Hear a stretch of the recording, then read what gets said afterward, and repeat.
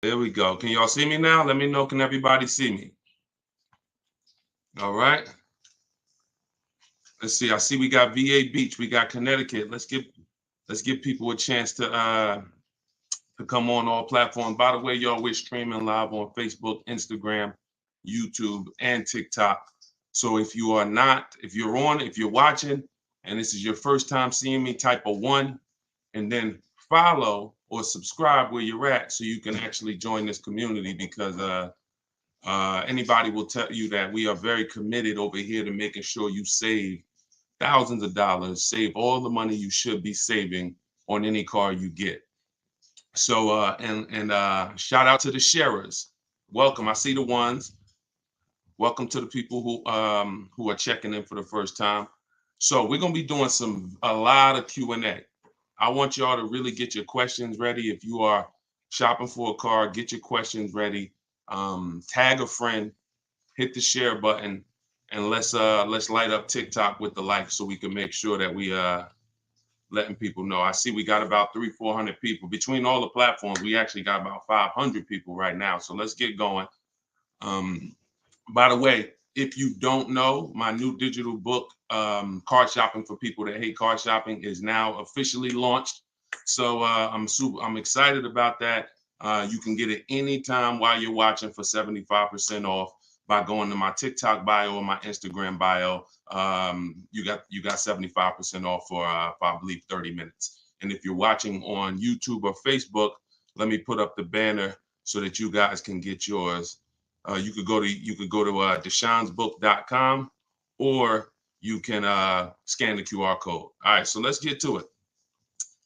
Do we wait till the election to buy a car? I wouldn't. You know what? I would be in the market early. There's two very important dates y'all have to remember when you're car shopping. Two very important dates. And this will help you to not procrastinate, but it'll also help you not to rush. Your first date is the as soon as date. Remember that. What is the as soon as date? That's the soonest you could buy a car. That's the soonest you can accept a deal. We call this the as soon as date. So if you are watching, if you're watching and you're like, Deshone, I could buy a car tomorrow. There's nothing stopping me. Then that means your as soon as date is tomorrow. Now you might be saying, Deshone, I'm waiting for my taxes. I'm waiting for my taxes to come. I want to have some money down. Then your as soon as date will be when your taxes come. See, your as soon as date is always when you are able to accept the deal. Now, second date is your no later than date. That is your deadline. That is I can't have a car later than this date. Now, some of you, that could be the same day. But most times you have a week. Like, okay, Deshone, I could get a car today, and my no later than date is like the end of this month because I'm in a rental right now. The point is, the difference between those two dates is your leverage. I've had people who I help shop, and when I show them these two dates, they might have 3 months in between. Deshone, I could get a car now, or I could wait up till June 1st when I retire. Whatever. That means that's your leverage. That's your time for watching the market because your deals change, price trends change. Whether you're shopping new car, used car, lease, the price is going to change monthly. You're going to see, and it's very important that you have these two dates so that you know, all right, and you also pay attention whenever you find a car that you like and you're ready to actually get an offer on it. We always let the dealer know, I can accept the deal today, but I'm not I don't need to accept the deal until, and then you tell them you're no later than date. We do all of this by email, by the way. But if you're going to do it verbally, that's fine too. But it's very important because when you tell them you're no later than date, now they see you're not desperate. Now they see, oh, if I have a car coming next week, oh, I got this car coming in the way you want it, but it won't be here until a month from now. We're in, it won't be here for another 30 days. Is that okay? This is one of the benefits of not rushing. Now, if you're an emergency, I understand. But when you ask, should we wait until the election to buy a car?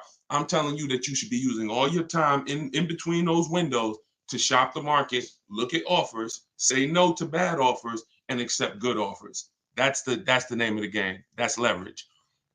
What about leasing cars? Somebody said on TikTok. I see we lighting up the likes on TikTok. I appreciate it. Could everybody who shares If you are a sharer, I know not everybody's a sharer. If you are, could everybody share this broadcast with somebody? Tag somebody or hit that share button. I appreciate it. Shout out to the sharers. I see you, B. Lower. Thank you for sharing. What about leasing cars? Is that a good idea? Absolutely, y'all. Listen, the biggest thing that has been taught the wrong way is that leasing cars is the most expensive way to own a car. It's a lie. If you are not keeping a car more than 8 years, you are losing thousands of dollars not leasing. I'm gonna give you an example. I'm gonna put up on the screen right here. This is Taupe. Taupe, she leased a BMW. You can see right here that the MSRP of the BMW was $54,750. Now, just in case y'all are not aware of how much a payment would be on a $54,000, who remembers what I said? Every $5,000 on a loan is how much per month? Let me see who's seen that video. Who remembers? Every $5,000 on a loan is how much per month? Every $5,000 you borrow is that $100 a month. Exactly. Every $5,000. I don't even know if I asked the question right. Every $5,000 is $100 a month on a 5-year loan. So when you look at a car and you're talking about 50,000, that's $1,000 a month payment, y'all, for 5 years. That's $1,000. So there are people driving the same BMW that Taupe right here is driving, that I'm showing on YouTube and Facebook and Instagram, and they're paying $1,000 a month. She's paying $690. So when we talk about leasing, if you know how to get great lease deals, because great lease deals are not advertised, pay no attention to these commercials that y'all see that say, come lease this car for, $490 a month with $4,200 do it signing. No, all of that stuff you're going to learn the more you stick around, the more you hang around here, like the more you learn from me. We don't believe marketing, y'all. They don't advertise great deals. So that's the whole thing. Leasing is for people who don't keep their cars. If you do not keep your cars more than 8 years, you are losing thousands not leasing cars. Because the person who leases and gets great lease deals, you're just going to pay so you're going to pay so little of a payment compared to the car you're buying. So like I said, that person who's Taupe is paying $690, there's another person paying $1,000 a month. There's another person paying $1,100 a month. There's another person paying $950 a month. She's paying $690. It's no comparison. So you got to know when leasing is right for you. That's if you're not keeping your cars 8 years, and you have to know how to get great lease deals. And that comes through competitive bids, multiple offers, y'all. When you start using bids, and I want you to use this, your next car who's shopping for a car now or in the next 12 months? Type me in the comments. Let me get a clear indicator. I want you using, let me put the banner back up for the book. All of you who don't know, my new book is 75% off for a few minutes while you're here. While you're watching, you can get it for 75. It's a digital book. You can download it and start using it immediately. So all of you who are saying me, this is what I need you to know. I need you to know that your next purchase needs to be, if you truly want to save money and you truly want to have peace of mind and a guarantee that you paid less than anyone, you must use bids. You must step out of this one-to-one, and you must start shopping multiple dealers against each other. And that's what when you see how much money you're going to save doing this, you'll never go back to the whole way. That is what I call the new way. And you must do that to reveal the true saving, the rebate. Some of you don't know that there's rebates that are unadvertised that you'll never know about. There's sometimes people may give you some of the rebate, or they might give you none of it, or you might not know about it. Sometimes you can qualify for conquest rebate depending on what car you have. Oh, listen, this is important. I want to give y'all real quick, and then we're going to keep the Q&A moving, what a dealer must have to give you an offer online. I want y'all to remember this. If it's in the book, but I want you to remember this, because half the time we can't get a quote because we're not giving the dealer everything they need to give us a quote. So here are the things we must have to get a quote online. We must have our zip code. The dealer must have our zip code because they can't give us a quote including tax. Must have our zip code. Must have what we do for a living. Now, if you're shopping for a used car, this is not going to apply. Those of you who are going to be leasing, when you lease, because you will lease at some point, either your child, your spouse, somebody in your house is not keeping their cars 8 years and they should be leasing. So when you're leasing or when you're buying brand new, this is what the dealer must have to provide a quote for you. Can we keep shooting the likes up on TikTok? I appreciate y'all. We see the likes in the top left already going crazy. Thank you so much. They must have zip code. They must have what we do for a living to see if there's any rebates we qualify for. They must have our title. So if you're an attorney, they want to know you're an attorney because there may be rebates you qualify for. What vehicles are in your household to see rebate you qualify for. See, the reason why y'all notice, who's ever tried to get quotes or tried to shop online and they saw, man, this is difficult, they're making it hard, or man, why am I not getting the information I need? Who's had that experience? Type H for hard if you have tried to shop and you have found shopping online to be hard to get your offers. Okay, I see y'all. Here's why. 2 reasons. 80% of dealers are overpriced. And what I want for you is I want the peace of mind of you seeing that. I want you being so good at shopping multiple offers that you're able to see what we know already. The people who have been using what I teach, using the stuff in my book, using the stuff in our video library, Cars from Home, we know 80% of dealers are absolutely going to try to overcharge you. And you're going to see that when you look at their offers while you sit at home or while you're at work. That's when you're going to see, wow, a lot of these deals are overpriced, but some aren't. Here's the key, y'all. I see everybody sharing. Appreciate y'all. This is the key. Some aren't. Some are going to beat their competition. And when you use these strategies, you want to make sure that you are absolutely that's the first reason. 80% of this is the reason why it may have been hard for you to shop online. 80% of dealers are going to make it hard. They're trying to make all the money they can. They're trying to make thousands upon thousands of dollars every car. They're not interested in beating their competition. They're interested in making sure they can make the most money possible each car. That's 80%. So now the 20%, the reason why it's hard for you to get offers from them is because we're not giving them everything that they need.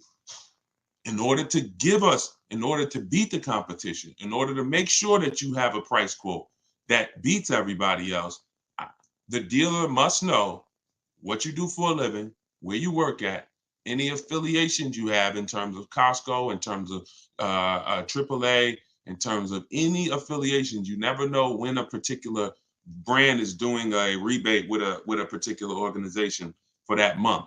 Remember I said earlier, the deals change month to month. So we need to know every single car in your household, and if you lease it or if you own it. Because again, there might be a loyalty rebate or there might be a conquest rebate. And then here's what we do when we contact. In my book, you're using all my contact. You're saying exactly what I would tell you to say. Thank you, Peyton. You're not making up your own. That's why I want you to get the book. It should, let me know. Somebody said it's still showing the normal price. Let me reset. It should be showing the 75% off price. If you're on Instagram, go to my Instagram bio. You're not going to leave the broadcast. If you're on TikTok, go to my TikTok bio. Let me know when you try to get your copy, if it's showing the 75% off price. And I'll try to reset it. So let me get back here.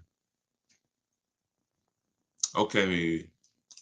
My wife is going in for a recall for her car today. She has 6 months left, 6 months left on the lease, and the sales department reached out and asked if she wants to look at a new lease. So who has dealers calling them, asking them to come in and saying, hey, we'll buy your car, we'll look at, we'll get you out of your car, we'll upgrade you, we'll try to keep your payment the same. Who has dealers calling, reaching out to them saying that? Type me if you're experiencing that right now, or if you have experienced that. Okay, Lynn has, I see you. What's up, JRP, watching in New Jersey? Great to see you. Okay, so Jan, so a lot of people, all right, look, a lot of people, all right, I see Kim Breeze. All right, so here's the reason, and here's what we must do.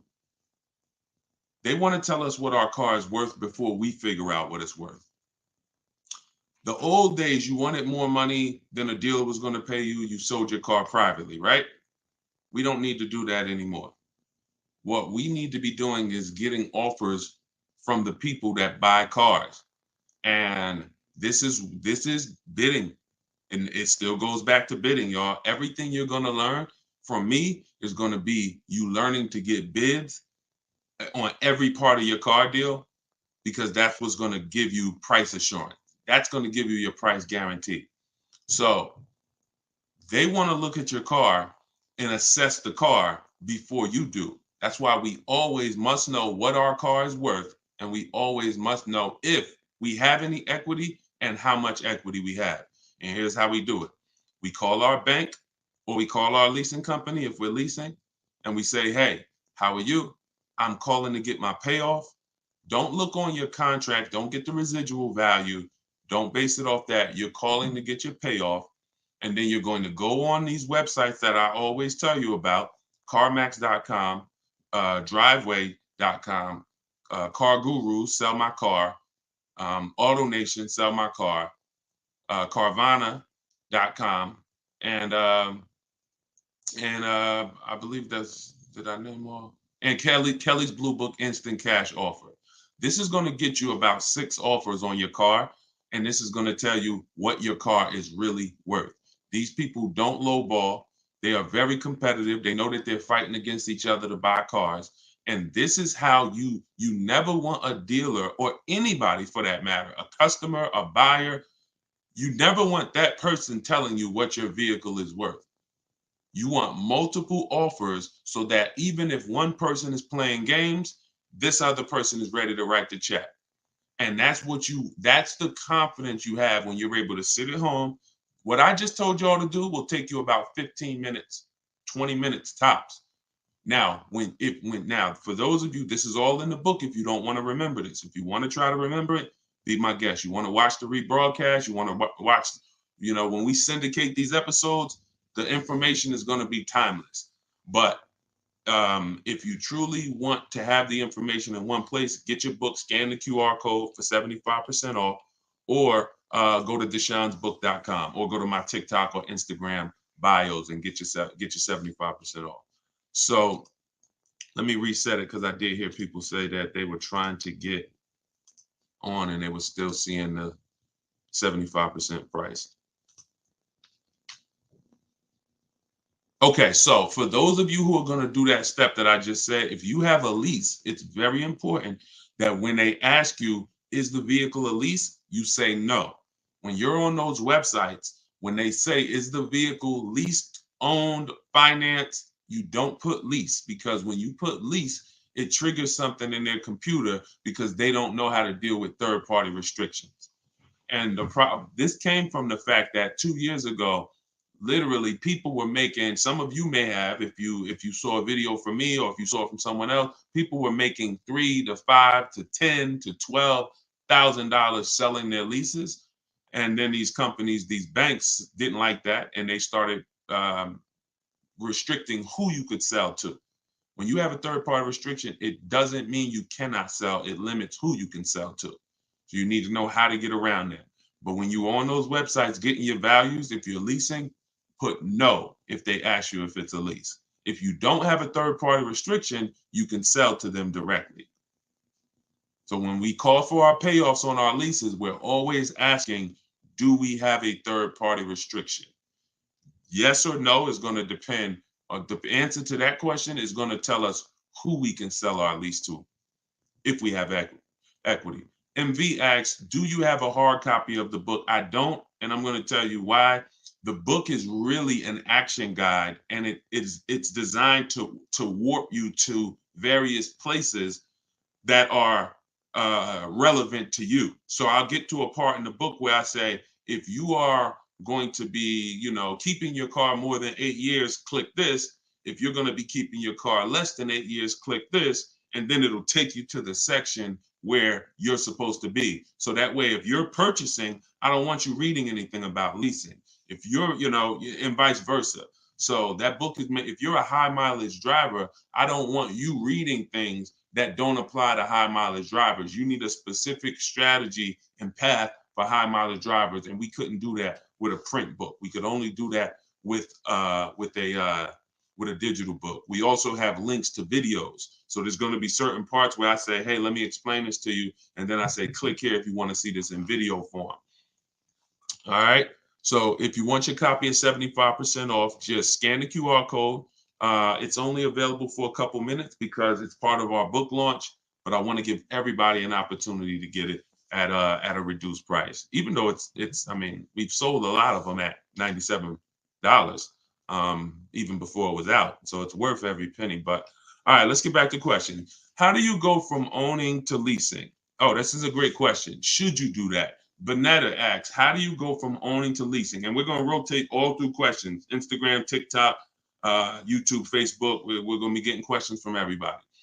And some of you are going to see that somebody literally is going to ask the same question you were going to ask. That's the beautiful thing about this community too. Like most of you, you're going to see have similar questions. So how do you go from owning to leasing? Should you do that? Absolutely. If you're not keeping your next car 8 years, and if you're not keeping the current car you're in 8 years. Some of you, who's in a car that they own, that they don't see themselves keeping it more than 8 years? If you are in a car that you own right now, and you are not planning to keep that car 8 years, let us know. Let me know here. Because you're exactly who Bonetta just asked this question about. Me, but only because I need more space now. Now that happens sometimes, Keisha. That's one of the reasons I explained that on another broadcast. One of the reasons people have negative equity is you switch cars and it's an emergency. That's understandable. We don't want that happening too much, but it's allowable. Okay, so I see Richard Hampton on Instagram. I see Key Cole. All right. Okay, so if you're in a car that you own and you're not keeping it 8 years, then you should be, unless one exception is if you buy inexpensive cars. Sometimes we buy $5,000 cars, $7,000 cars, inexpensive cars under $10,000 basically. But if you're buying like $18,000 and $25,000 pre-owned cars and new cars, then this absolutely applies to you. If you're not keeping your car 8 years, then you should be looking to transition out of that car into a lease, because you're going to drive a better product for the money you're paying. Right now, when you look at what you're paying, you're not driving the most for your money, because you bought a car and it's going down in value every day, versus somebody like this young lady. Like this guy, Greg. If you're on Facebook and Instagram and YouTube, you can see this. Look, this is a $56,000 vehicle, y'all. Look at this. He just got this Kia. You can see the date, February 9th, he picked it up. Look at the payment. It's $527 a month, y'all. You need to grasp that there are people who are driving this car now because they were taught never to lease, and they are paying a $56,000 car is an $1,100 a month car payment all day long. 56, we're not even talking about the taxes and fees. Let's assume that he got the $7,500 rebate. We're probably going to finance around $55,000. That is $1,100 a month, y'all. It doesn't surprise me when I see these videos where they're showing, the average car payment is over $1,000. Or look how many people have payments of $1,000 or more. Yeah, because you can't even get a $56,000 car without going over $1,000, unless you just put a ton of money down. But look at the lease deal that Greg got, $527. You think he cares about anybody who taught him that I shouldn't be leasing? Look at what I'm driving. Look at what I'm paying. Look at what I'm driving. And look at what other people are paying for the same vehicle that I'm driving. Other people, because they were told, I own my car. Yeah, you pulling up next to me at the traffic light, and we both in the same exact car. Oh, man, that's a nice car, man. Is that the same car? We got the same car. Yeah, yours is nice, man. I like that car. And if you don't mind me asking, man, this thing expensive, man. How much you paying for yours? Man, I don't want to, I got a pretty good deal on it, man. But how much you pay for yours? I'm paying like 1,100, man. Like, I love the truck, man, but this payment it's up there. Okay. Yeah, man, I'm actually paying 527. Wait, how? Wait, what? 527? How? Oh, yeah, I lease it. I lease it for 3 years, and then I go get something else. Oh, see, that's the difference, though. I own this. At the end of my 5 years, I got to pay on this for 5 years, but then it's gonna be mine. Oh, okay. And then what you gonna do? After I pay it off, I'll probably go get something else. This is what we do. I've seen this thousands of times, y'all. We just literally, y'all gotta see purchasing a car as running a race. Big reward at the end.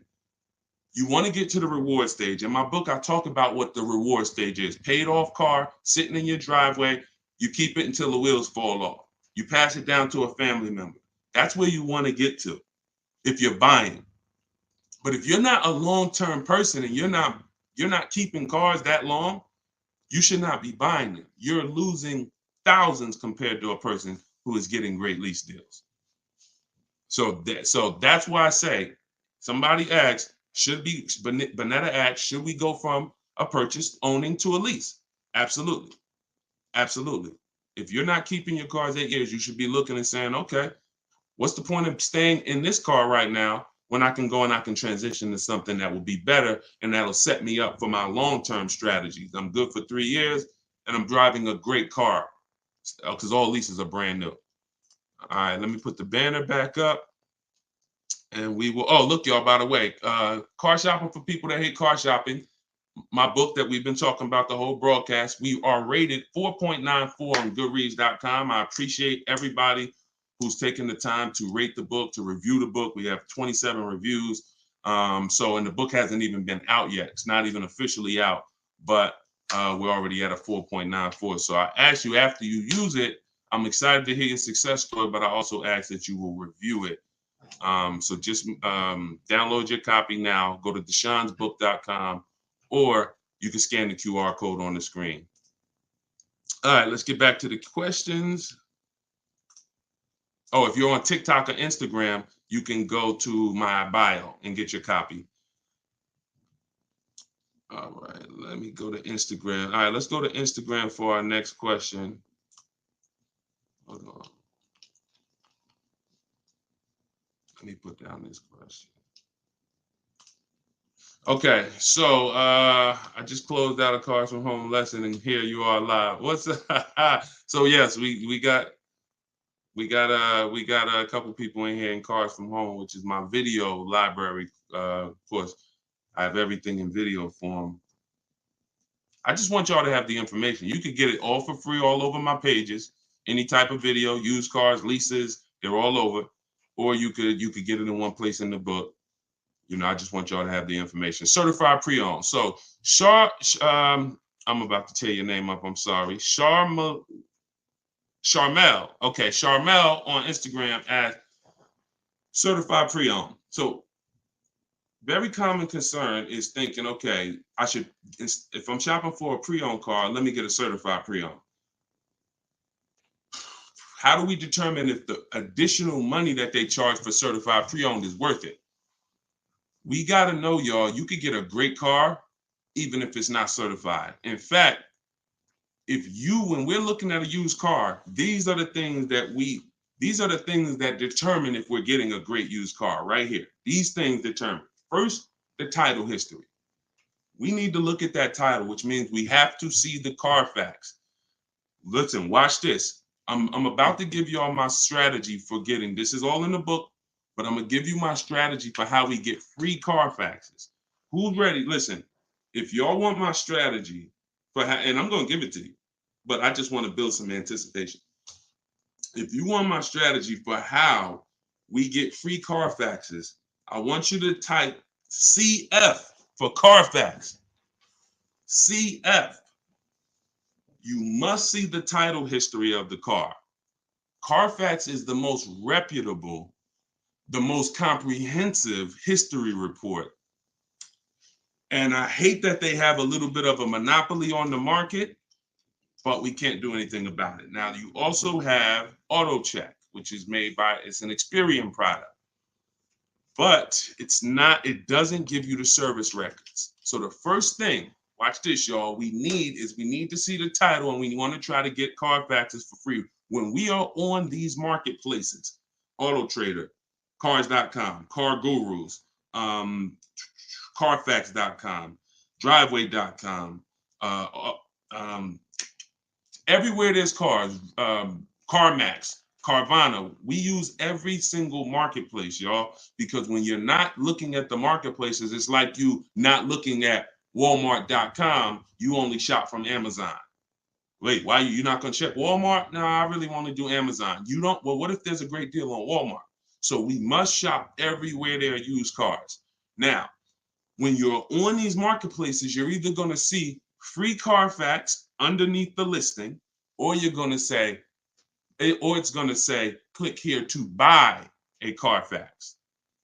Before you do that, you wanna click on the link where it says, go to the dealer's website, because many dealers have a contract with Carfax. So what happens is they're allowed to pull an unlimited number of Carfaxes on their website within their dealership, but they are not able to put that on the marketplace because the marketplace is not their dealership. So what we do is we'll literally go to the dealer's website, and you will sometimes, at least half the time, you will see underneath the listing free Carfax on the dealer's site. That is how you get around paying for a Carfax most of the time. Now, once you have the Carfax, we are looking, this is all in the book, so you could try to remember this, or you could just get the book, Car Shopping for People That Hate Car Shopping, 7 Steps to Saving Time, Money, and Avoiding Dealerships. You can download your copy in my Instagram bio or my TikTok bio at 75% off. So you ain't even got to worry about remembering this. Or you could go to deshonsbook.com or scan the QR code on the screen. Up to you, but let's continue. So once we see the Carfax, we're looking at the title history. That's going to tell us, is this a frame damage car? Is this a salvage title car? Is this a rental vehicle? All the things we need to know for the quality of the title. Very important. Some people say, Deshone, what else? Should I buy a rental? Should I buy a car that was a rental? It shouldn't be on the top of the list. It shouldn't be in the top of the list. Yes, GMS, of course, that is Lucille Ball. Good eye. It shouldn't be on the top of the list. If I get down to my final choice of car, best price, best title history, best service records, and it's a rental car, maybe I'll consider, but it's not at the top. So this is the first thing we're doing. And this goes to, I'm answering the person's question who asked certified pre-owned. Do we need to buy certified pre-owned? We don't. If we are getting a car with a good title history, we now move on to the service records. This is the absolute most important thing on the title to make sure, or on the history report to see if this was a good car. Who's had a car that they bought used and the car broke down on them? Not quite a lemon. If you had a lemon, that's worse. You could put a picture of a lemon if you got the emojis. If you had a lemon, that sucks. I'm just talking about a straight up car that just broke down, like they didn't, transmission went out, head gaskets blew, like, whatever. So, okay, so many of you have experienced this. This sometimes could be avoided by checking the history, the service records, because sometimes we're getting cars that are older cars and we don't know how the person beforehand took care of them. one of the biggest indicators is looking at those service reports. What you want to see on that Carfax, y'all, is multiple service records, oil changes, tire rotations, oil change, service, scheduled service, scheduled service, scheduled service. If you have seen a Carfax report like that, then the peace of mind you get is incredible. Because that is what tells you the owner took care of the car. So first thing is the title history. Second thing is the service records. Third thing is the accident report. Accident report. Some people are big on, Deshone, I'm not buying a car if it has an accident. That's fine. When you look at these cars, just know you're going to see multiple kinds of accidents. Shout out to the sharers. Thank you for everybody sharing. I see you. I appreciate you. If you have not shared the broadcast yet, I appreciate you sharing. If you want to help us spread this mission and get this information out, thank you for lighting up the likes on TikTok. I see y'all. Thank you so much. So when you are doing, when you look at accidents, they come in really two sizes, like serious accidents and minor accidents. Minor accidents are you backing out of a Walmart parking lot, and somebody taps you. Somebody taps you. Thanks, Daisy. You know, if you call the cops, that goes on the Carfax. Because anything reported to the insurance companies or anything where the cops are involved, it goes on the Carfax. So you need to be able to assess that. I'm not going to not buy a car because it had that type of an accident. That's a minor accident. Now you'll see sometimes on the Carfax it says severe. Here's the word you want to look for: vehicle drivable. Vehicle drivable. This is all in the book, by the way, for those of you who like Deshone. I love this live. I love this broadcast, but I'm not trying to remember all this. I'm just going to get the book, especially because it's 75% off in my TikTok bio and in my Instagram bio. Scan the QR code or go to deshonesbook.com and get your book. So when you're looking at accidents, if you see vehicle drivable, then that means the vehicle left the scene drivable. That's a good sign. If you see vehicle towed, not a good sign. I would pass on that car. Or just be aware that this vehicle was in an accident. It was so severe the vehicle had to be towed. If you see airbags deployed, that's a more serious sign. So again, I'm not going to tell you, just like with the rental cars, if I go buy a car, should you buy a rental? I'm not going to tell you you shouldn't. I'm going to tell you it shouldn't be high on your list, because it needs to end up being the best value. And it's just like that with a minor accident. Minor accident, I'm not going to run away from it, but it also needs to be less money than the other cars. So I'm not going to pay, you're not going to pay, and I'm not going to counsel you to pay the same price for a car that has a minor accident on it as you would pay for a vehicle that doesn't. But if you get those three things in order, those three things, I don't need a certified car.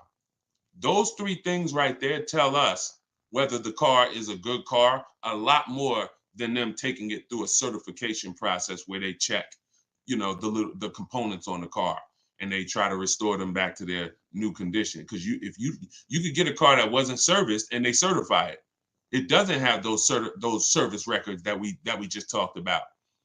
I would place that car lower on the list. Lower on the list. All right. So that's how we judge. That's how we judge. What are your thoughts on Mach-E, lease or buy? APR 72 months. Jamal asks, what is my opinion on the Mach-E, lease or buy? So lease or buy is how long you're gonna keep the car. I want y'all to type. Listen, as you come in, type. Let me know how long on average how many years are you gonna keep your next car? Come on, let's light up the chat. Let's light up the chats. Everybody who's in the market for a car or will be soon, I want you to throw this out. How many years are you going to keep your next car? Okay, Houston Sage said 14 to 15. Okay, Sony said 3. Okay, Bonetta said 5. Okay, It's World said 3. As you come in, let me know how many years do you plan on keeping your next car. Let's get an idea of what we of our plan. 5 to 10. Okay, I see Connie said 10. Okay, I see Sunshine Valentine said 5 years. Okay, JC said 10. Okay, Jamal Jackson said I'm a keeper. Okay, you got Paul said 4. Okay, so Jamal, ask the question, buy or lease. If your answer to that question that I just asked you begins, if it's 8 or more, then you should be buying your next car. If it's 7 or less, then you should be leasing your next car. I know some of you may have been taught never lease a car. If that was you, type never. If you were taught never lease a car, I want you to type never, because we need to set you free from bad information that you've gotten for way too long. The good thing is I don't have to convince you emotionally. I can actually show you with numbers. Thank you, Dad. I appreciate it. Thank you to the people giving gifts on TikTok. Thank you to everybody sending stars. See, I'm not going to ever tell you you should be leasing based on an emotional decision. I'm going to tell you that I know the numbers. You cannot compare the 2 great lease deals that I just showed you guys on the screen, where one person is paying $527 a month for a $56,000 vehicle, and the young lady Taupe is paying $690 for 50 or something, $52,000 BMW. These are cars that would have had an $1,100 payment, that would have had an $1,000 payment. It's no comparison, because I want to give you all a quick lesson on depreciation. If I buy a car, somebody comes and gives you a car right now. I say, here, come outside, meet me outside. You come out, you say, Deshone, what is this? I say, here, this car is $30,000. It's yours. I park it outside. You say, Deshone, but I don't need a car. I can't use it. I say, listen, it's yours. Nah, but I can't drive it. Okay, well, listen, you do what you want to do with it. Donate it. Now, I come back and see you a year later. When I brought you the car, it was $30,000, right? That's how much it was. That's the value. That's how much it was worth. I come back and see you a year later. Is the car still worth? You didn't drive it. You never touched it. Deshone, I didn't drive it. I couldn't. How much is the car worth? Is it still worth $30,000? Remember, you own it. You didn't lease it. You own it. Thank you, Black. Thank you, JC. No, not even because of mileage, JC. There's no mileage. You didn't drive it. I want y'all. This is a lesson in depreciation, y'all. If you never forget that lesson, if you never forget that, that is what, because people will tell you you don't lease because you want to drive as much as you want to drive. Oh, I like to drive as much as I want to drive, so I don't want to lease. I don't want to pay for mileage. That's what people will say. But if you understand that your car loses value, which means you lose money every single day, whether you own it or lease it, now you're starting to see how you can understand leasing. Whether I buy my car or not, if my car's sitting out there for 2 days, it is worth less in 2 days than it's worth today. Might be $25 less. It doesn't matter. It's worth less, right? Whether I put them out. Now, if I go drive this car, let's just say today, I drive this car right now, 24 hours. I drive straight to Florida for 24 hours. I put, round trip, 2 days. I come back, put 3,000 miles on my car. Isn't it worth less in 2 days, right? Why? Because I just depreciated it more. And depreciation it controls my equity. It controls what my asset is worth. So stop believing people when they say things like a car isn't an investment. It might not be an investment you make money on, but if you were going to sell your car tonight, for $20,000, and daggone a tree falls on the car right now, is that car worth $20,000 tomorrow? Right? Now you'll see. It's reduced. So this is how we have to look at cars. We have to really realize that whether I buy that thing or whether I lease it, I am paying for what I use. Here's what we're doing when we're leasing, though. We're saying to ourselves, can I lease and pay less in depreciation over a 3-year period than if I purchased? Got bad news for a lot of people. They bought cars that ended up being on the worst depreciated car list in history.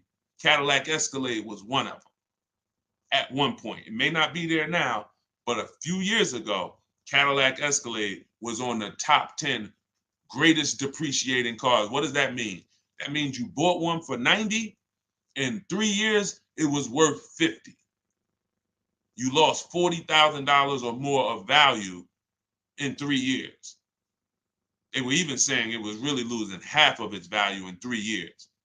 So if you purchase that truck, there's nothing you can do. This is what we're doing when we're leasing. In the short term, we're trying to hedge against depreciation. We're trying to say, if I get a great lease deal on this vehicle, I'm protected against depreciation, normal depreciation. You saw what Taupe is paying for her BMW. Had she bought that BMW, she would not have been able to pay that small amount of money over 3 years and protect against the normal depreciation of the vehicle. Now, had a person leased that Escalade, paid maybe $30,000, $35,000, maybe they paid $1,200 a month, maybe they paid $36,000 for the truck over a 3-year period. Maybe they paid, but they pay less than had they bought it. And the beautiful thing about a lease is, let's just say the vehicle doesn't lose value. Let's say it's on the top 10 list of vehicles that hold their value the most. We'll just sell it at the end and we'll cash out the equity. So leasing gives you an opportunity to protect against the depreciation of the vehicle. And if the vehicle doesn't depreciate, or if it holds its value better than normal cars, we can sell the lease at the end and put that money in our pocket. Beautiful. So you lease if you're not keeping your car 8 years, you purchase if you are keeping your next car 8 years. If you go with those rules, you're gonna win. Thank you. I appreciate it. All right, so this is priceless information. This is all in the book. If you just jumped on, this is all in my new book, Car Shopping for People That Hate Car Shopping. I break this down in steps, 7 steps to saving time, money, and avoiding dealerships.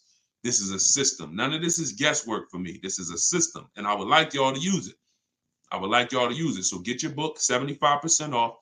Get yours in my TikTok bio or my Instagram bio, or you could scan the QR code on the screen or go to deshonsbook.com while it's 75% off. Okay, so this is beautiful. Yeah, we still got hundreds of people on here, so let's just keep it going. I currently have a Kia Sorento. I'm trading it. It's way too much to deal with, even though it's paid off. That's fine, as long as you know whether you're leasing or buying your next car. Don't go, and when you say it's too much to deal with, are you saying that because it's having issues? If it's having issues, then we just make sure, y'all, before we get too happy about cars sometimes. We must go to Google. I'm going to show y'all something real quick. Let me share my screen. Let me show y'all. Hold on. Let me see if I can share my screen. All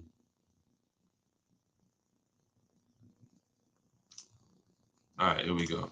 So this is what we do. This is how simple it is to do a reliability check on a car. And you take 3 minutes. You do this any car you want to look at, any car you're considering. You go right to Google. let's say I'm looking at a 2020, Nissan Altima. I'm going to type this in, 2020 Nissan Altima reliability. And then I'm going to look at the first couple articles. Now look at this, 2020 Nissan Altima. You got to put in the year that you're looking for.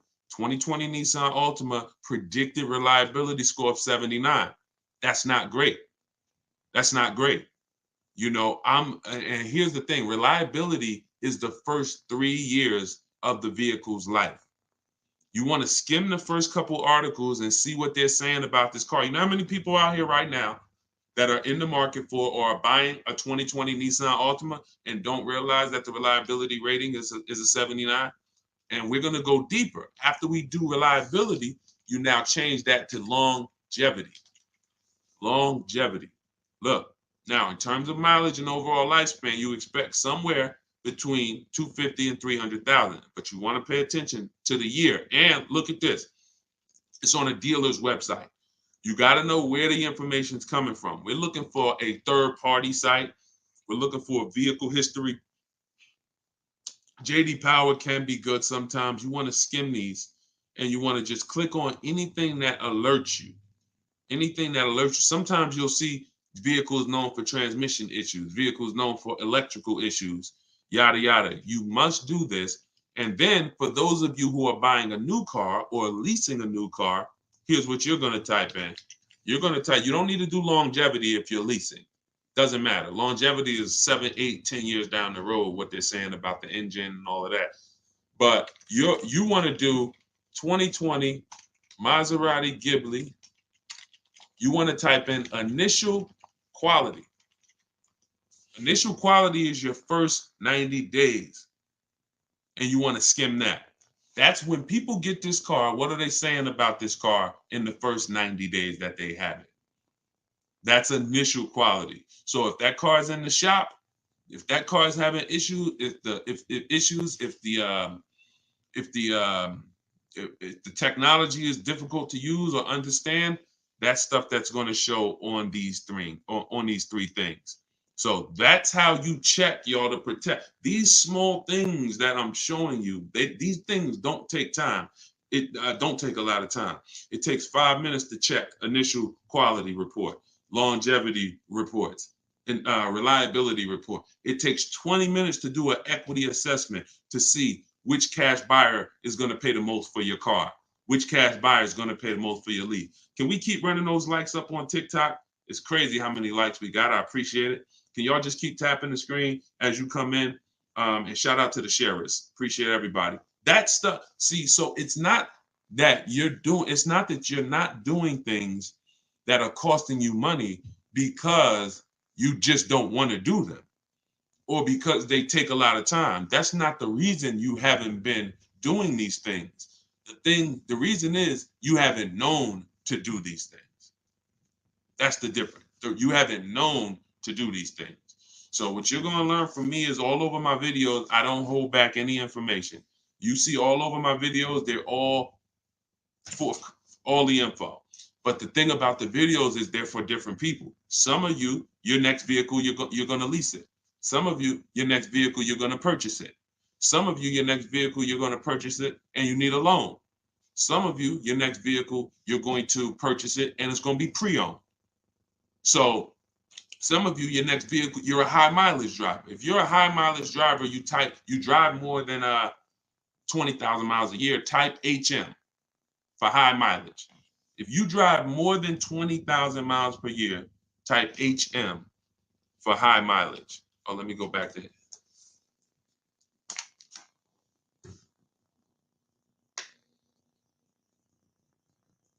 So all of you who are high mileage, I don't know why we get kicked out of Instagram.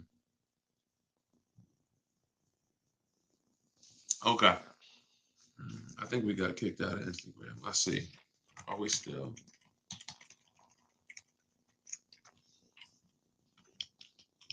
Okay. So if you're a high mileage driver, you'll see some videos in there for you.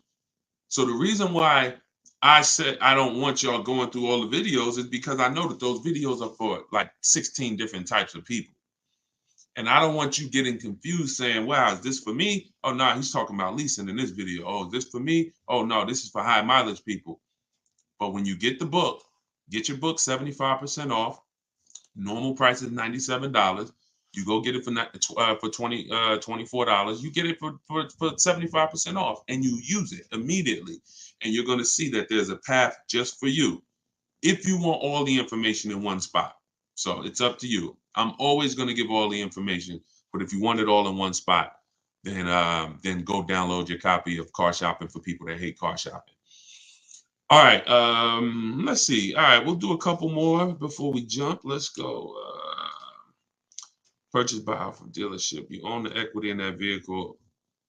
Hold on, I'm trying to see which question. Initial quality. It's not the initial quality report. I just skimmed through the website. I skimmed through what the third-party website said. How do we get one-on-one consultation? I don't do one-on-one consultations. I do have a video version of my book called Cars from Home University. It's a visual library where instead of it being in text, instead of being written, it's in step-by-step videos. And then I have people that I work with in my coaching program who are in that, but I don't do one-on-one. Hold on. Let me know if y'all can still hear me. I get a lot better results coaching hundreds of people at one time. And I found like your situation is not special. That is really to say that I have worked with so many people. There's only about 16 different situations in car buying. So although you might think, oh, I got a special case, Deshone, I really need like a no, you don't. You don't. I have every path that anyone can need to get a car, no matter what their starting point is, and your situation is not special. I promise you. That's why I'm able to coach groups and lots of people at once, and they're able to get results, because this is a lot of you are in the exact same situation as each other. Perfect. Do you need gap insurance on lease vehicles? Elrod, great question. Now most leases used to include gap insurance, but you never want to assume it, because Chase a couple years ago, when they were doing Mazda's leases, out of nowhere they just snatched the gap insurance from being included. I think it was Chase. So you want to make sure that whenever you are getting a lease offer, you are asking them to include gap insurance. They might say, oh, gap is already included. That's fine. But make sure, because sometimes they'll actually try to tell you about it later, and you'll say, wow, and I thought it was included. No, they stopped including it, and now it's $250, or it's extra, it's an extra $18 a month, So make sure when you are getting your offers, you are always getting it with gap insurance. Whenever we send, like, we do this by email. So those of you who are using the book, doing this by email allows you to keep everything organized. We don't use our personal email, but we always, when you send my template, it says on there, please make sure you include gap insurance. It also says, please only give us quotes with first month's payment out of pocket. No down payments. No, sometimes they don't listen and you got to rewrite them, but we have the scripts. So in my book are a bunch of scripts, so you don't have to figure out what you're going to say. I'm telling you what to say. But what you should be letting them know is to always include gap insurance in your lease quotes at all times, just in case it's not. Where can you find zero due at signing leases? There's no zero. You could get zero due at signing with any lease. The money you see in marketing commercials, those are not real. Those are just crafted, customized offers. They're not deals. None of those commercials that y'all see about leasing a car is a deal. Like, these are great deals, are not advertised. When you saw what Tote was paying for her car, you saw what Greg is paying for his vehicle. I'm going to show y'all, like, whenever you see somebody who's getting a deal, if I told them how to get a deal, that's not a deal that would ever be on a commercial. That's not a deal that would ever be even public. That's a deal probably one manager knew about and said, man, we ain't making no money on this. All right, go ahead. Let's go ahead and get the deal done. And he just reluctantly wanted to do it, didn't want to do it, but said, all right, let me do it. That's a deal. Everybody in the place ain't getting deals. They're just paying regular prices. And most of you, once you start getting bids the way I teach, once you step out of the old way of car shopping, you'll see that some of you weren't getting deals in the past. You were really just paying the regular prices. Okay, we need to guarantee we are getting deals, and we need to guarantee we are paying less than everyone. But when it comes to zero down, no problem. We get zero down. All of these people that you're gonna see as I share with you, there's not many people that have learned from me that have put money down on a lease. Sometimes if you can get the lease deal at the price you want with no money down, do it. But there is a place for down payments. We used to lease S classes out, and sometimes we get a crazy deal, and it'd be like $1,200 a month. $1,200 a month on an S class back then was ridiculous. It's it's $120,000 vehicle. So it was $1,200 a month was ridiculous. And then you'll look and say, what if I can't afford $1,200? Or what? Not even I can't afford it. I don't want my payment to be $1,200. So what I'll do is I'll put a couple thousand down. I'll bring my payment down to $999. I'll bring my payment down to $900, whatever. As long as I verify I got a deal first. What you're going to learn from me, those of you who have my book and those who are watching the videos, you will learn we never put a down payment down until after we've already confirmed we got a great deal. Once you confirm you got a great deal, that's when you can put down payments down to lower your payment. But down payment has nothing to do with your deal. It has nothing to do with if you got a deal. Oh, I got a deal, man. How you know? And I ain't have to put no money down. That's not a deal. I'm sorry to tell you. The deal is, I shop multiple dealers for this car. One dealer wanted to charge me this. One dealer wanted to charge me this. This dealer took off $3,000. This dealer took off $5,000. And then I went with this dealer that took off $6,000. He beat everybody. That's a deal. And that is what comes through bidding. That is what I want for everybody. That's the present of car shopping. If you're shopping any other way, you're shopping like caveman style. Not gonna lie, reflecting back on it, I'd rather get a home before my dream car. Nothing more to it. Listen, be wise. Treat buying cars like a small home, and you'll make a lot better decisions all times. Just got my book. Thank you, Coco, Coconut Fred. I appreciate it. Enjoy it. Use it. I can't wait to see your success story. It has everything in there you need to save money on all your car purchases. For you, your family, doesn't matter if you're purchasing, leasing, used car, new car, it's in there. High mileage driver, whatever situation you find yourself in, it's going to lead you through it. If I bought a car in 2000 and they just recently repossessed it, what can I do about that? You bought a car in 2000, maybe you meant 2020. If you've missed the opportunity to get it back, then it's gone. All you could do is try to rebuild from this point on, and rebuilding is going to be uncomfortable because there's really two reasons we lose cars besides an emergency, besides a hardship. A real hardship is, my job loss, God forbid somebody passed away.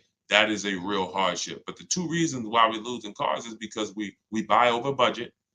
That could be our fault, could be somebody else's fault who helped us do the deal, it could be both. And we're not getting quality cars. And sometimes that happens both. So if you bought a car and you knew my budget was 500 and dag, I'm paying 600. I can't, this 600 is tight. That could hurt you. If you bought a car and you're under your budget, but the car has problems, which means we didn't get a quality car. It is very important that we get the best car our money can buy.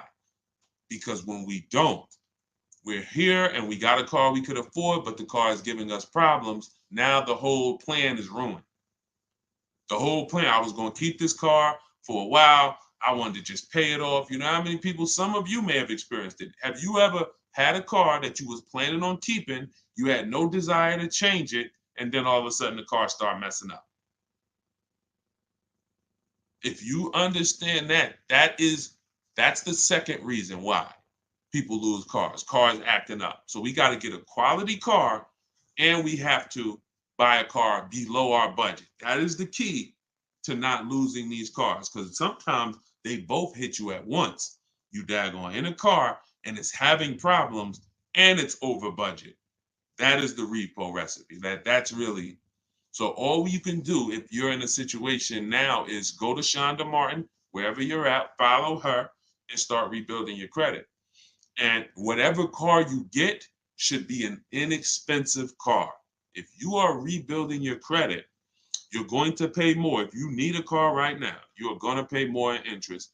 But if you go too crazy and you want to go out and drive a $20,000, $30,000 car, they're going to bury you, because you're coming in with a repo, desperate in need of a car, and they're going to sense that, and you can't control your financing like someone with good credit can. And you could get bids. When you got good credit, you could get bids from lenders. You could get bids from 10, 20, 30 lenders. That's what I'm going to show y'all how to do. That's what's in the book. You can't do that with bad credit. So you're limited. So if you're limited, the best thing for you to do is to go small, buy the least expensive car you could get a loan on to get yourself from point A to point B, $8,000 car, $10,000 car, small as you can, forget all the amenities, and get the newest car, the best car you could get, and then you drive that for 2 years, you rebuild your credit, and then in 2 years you could go and get yourself a lease. You could go do what you want to do. But you need something. You need to rebuild your credit. And while you're rebuilding your credit, what should I be driving? It's time to sacrifice. This is not the time to go and pull the new SUV off the lot. Or, oh, you know what? I really need an SUV. I'm going to get this one, blah, blah, blah. This is not the time to do a deal where on that paperwork it says $20,000 or 25 or 30. This is not the time. This is the time where that paperwork should say $10,000 loan. You should be getting a Toyota Corolla, smallest car you could get. You pay for size, so you should be getting the smallest car you could get. So that I'm gonna just get me a 4 or 5 or 6-year-old car. Hopefully, I could get it for like 10 grand, because it was only 22 when it was new. It was only 22,000 when it was new, so it ain't gonna be 17,000 pre-owned. It's 17,000 pre-owned when it was 40, 50 grand new. No, we want a small car, point A to point B. This is your car to rebuild. And if you do that, you can set yourself up with a great foundation. If you don't, you can end up like a lot of people. Bad credit, go get me a nice car. I'm going to have a 22% interest rate. I'm overpaying for the car because they know I want it. So I'm not even getting a great price on the car. I'm getting banged out on the interest. And this is just a financial ruin. This is financial ruin. 2 years from now, I'm no closer to being able to rebuild. I got a high car payment. Again, it's a perpetual cycle of horrible financial decisions. So Dave said, get that SUV. You only live once. Just kidding. Absolutely, man. Yeah, Shonda is awesome. Anybody when it comes to credit, I send them to Shonda Martin. She's on any platform that you're watching on. Road to 750 plus. All right, so this is what we do, y'all. 75% off. Get your book. Enjoy it. Use it. Car shopping for people that hate car shopping. You can see here, if you didn't see earlier when I showed it, we are already rated 4.94 on Goodreads.com. We got 27 reviews. So if you have read it, if you have used it, if you're watching this, I would love for you to review it so that more people can find it. And it is a strategy guide. It is the strategy guide that you need to go and save thousands and thousands of dollars on any car you're going to be getting, and to have the warnings of what not to do. So you go to deshonsbook.com or scan the QR code.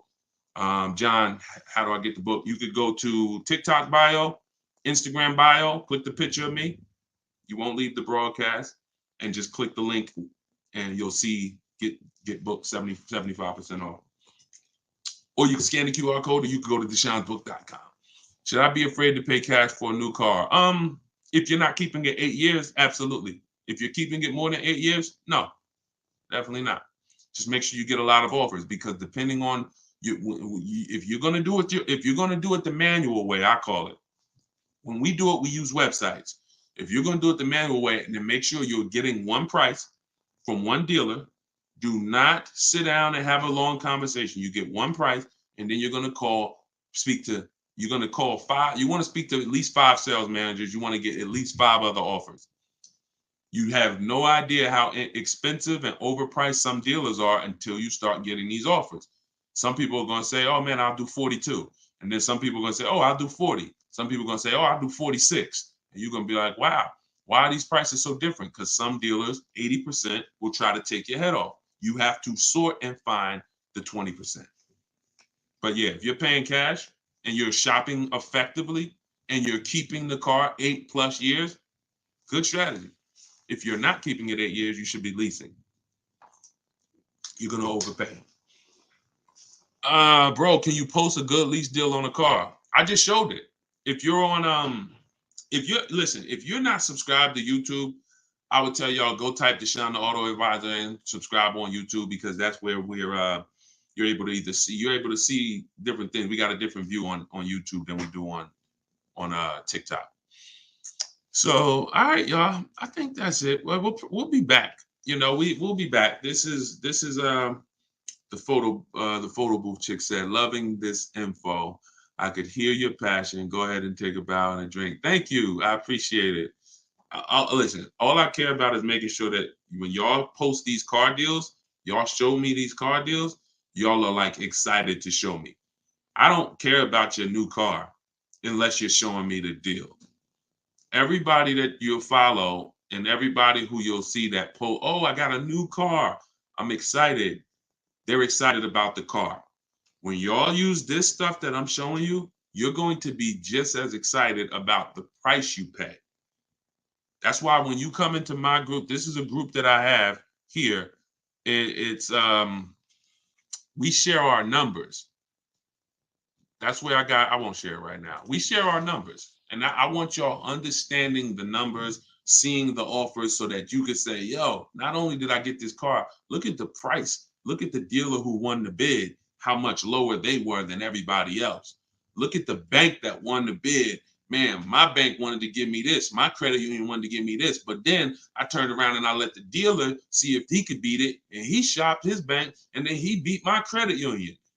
See, bids allow you to sit and win without even trying, because all of these people are now working for you to win your business, versus you thinking, oh, I got to beg them to please sell me a car. Please give me a loan. Please do all this. No, you're the prize. All right. Yes, follow Shonda Martin, lovely loves.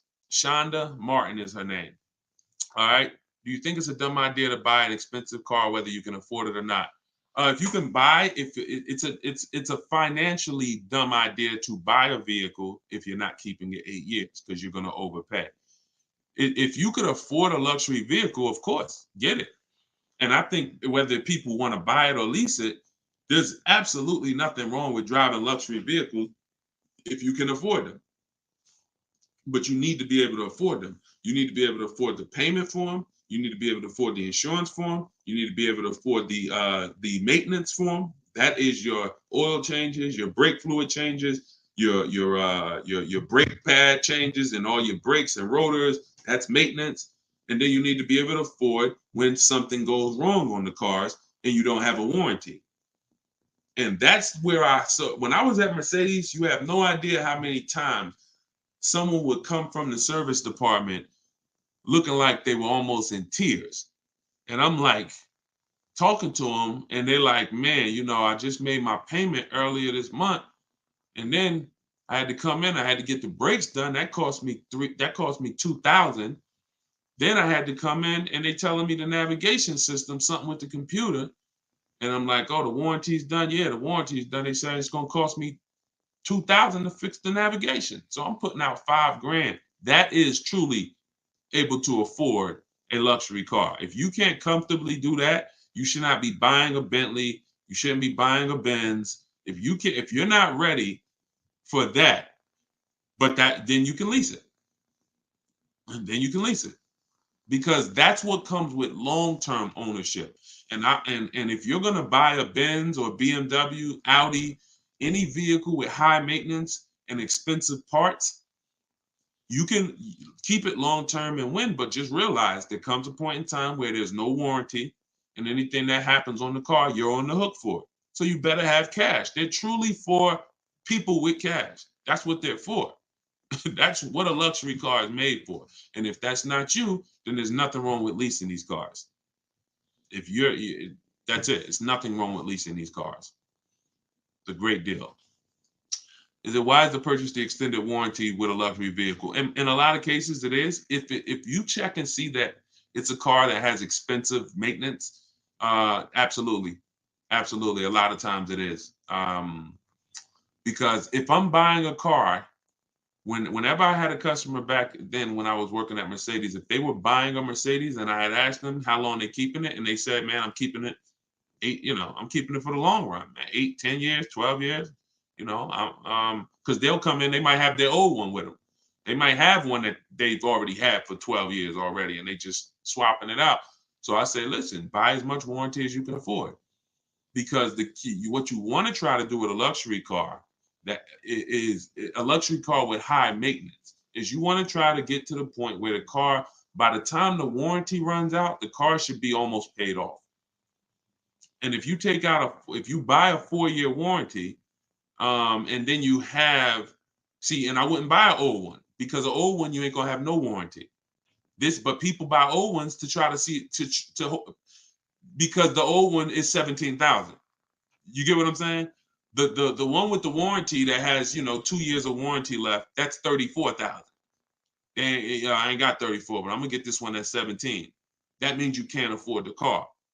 Because if you can't afford to buy a quality one, you can't afford the car. Very, very important with these luxury cars that we truly recognize that if I'm gonna lease it, or if I'm going to buy one of these things, I'm keeping it, but I got to know what comes with that. And the best way to set myself up for success, the best way is to get a newer one that has some warranty left, 1 year, 2 years, buy additional warranty so that you leave out of there with at least 3 or 4 years of warranty. And now your loan might be 5 or 6 years. So hopefully you're only out there for a year or two with no warranty. But that's not what usually happens. A lot of people, they're leaving with 6-year loans right from the get-go. No warranty on the old one, 6-year loan. So now that thing's hitting. They got the car payment. They got the insurance. Then stuff is breaking. They got the maintenance from day one. That's how they end up hating the car. If you ever hear anybody and they're like, never buy a Benz, they're trash, that's probably the route they went. The Red Noob said, you just answered my question. Perfect. All right, that's great. Well, listen, I will tap back in. We'll be back. And I will see y'all on the next broadcast. But this is what we do. Make sure you are following. So make sure you're subscribed so that when I'm live, you do get the notification and you could jump on. And we'll continue to keep answering your question. Thank you to everybody that got the book, Car Shopping for People That Hate Car Shopping. It is officially launched. This is my official book launch, and I'll be doing these Q&As. You can get yours for 75% off. Download it immediately. You could be using it literally in 5 minutes. Just go to deshonesbook.com or scan the QR code on the screen. Or you can go to my Instagram bio, click the picture of me, go to my TikTok bio, click the picture of me, click that website link and click and hit the one that says get you 75% off. So use the book, enjoy it, win with it, and I'll see y'all on the next broadcast. God bless y'all. And then if you are shopping for a car now or in the next 12 months, I want you to type me in the comments. All right, so we know who we're talking to. And Instagram. All right, Instagram. I see Instagram log this out again because I switched from the screen. We're just getting used to this. But as you come in, if you are shopping for a car now or in the next 12 months, just type me. And I want to know, because I want to talk specifically to y'all. If you're shopping for a car, after that, that's fine. But I want to talk specifically to the people who are shopping now. Now, after you let us know if you're shopping, I want you to check in. Where we at? Where are we at today? Let me know where you are in the country. I like to do a roll call, check in. Where are we at in the country? Good to see you, Calvin. Good to see you, Catrella. Good to see you, Charlicia. Steeler Nation, St. Louis in the building. I see you. Okay. Hold on. Let me go here. TikTok. All right. Where y'all at? Let's. Okay. I see Dallas, Texas. I see Tampa. Hold on. I'm trying to see every Chicago, Illinois, VA Beach, Utica. I see you. Check in. Where we at today? Where we at this afternoon, evening, morning? Come on in. All right, we got the whole country on here. And we got the whole country on here. All right, I want to welcome y'all to Car Q&A with me, Deshone the Auto Advisor.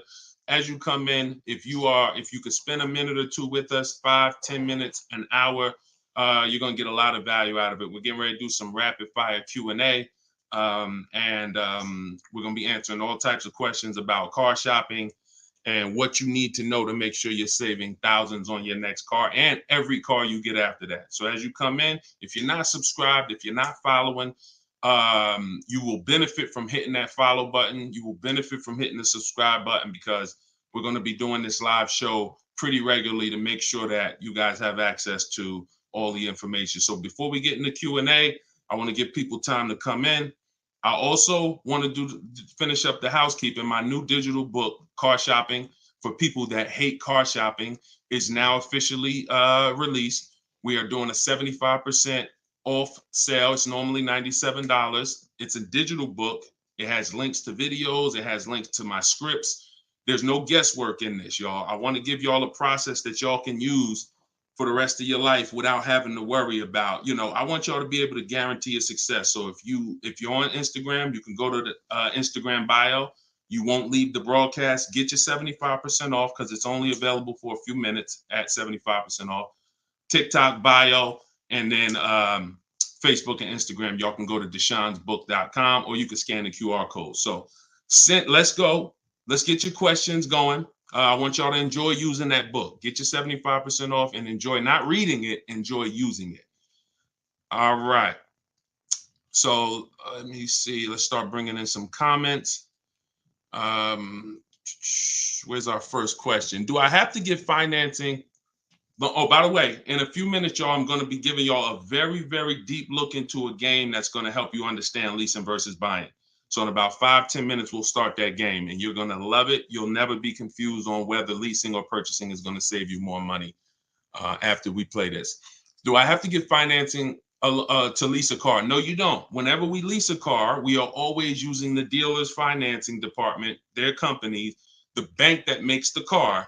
And because we can't shop for our own financing, how do we make sure that they're not marking up the interest rate on the lease? Multiple offers.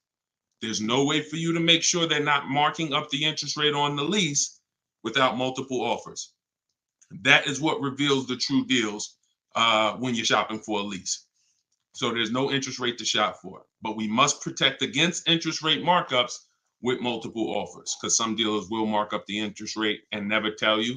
They'll just give you the quote, and they're depending on you not shopping their competition to find out that they marked up the interest rate on the lease.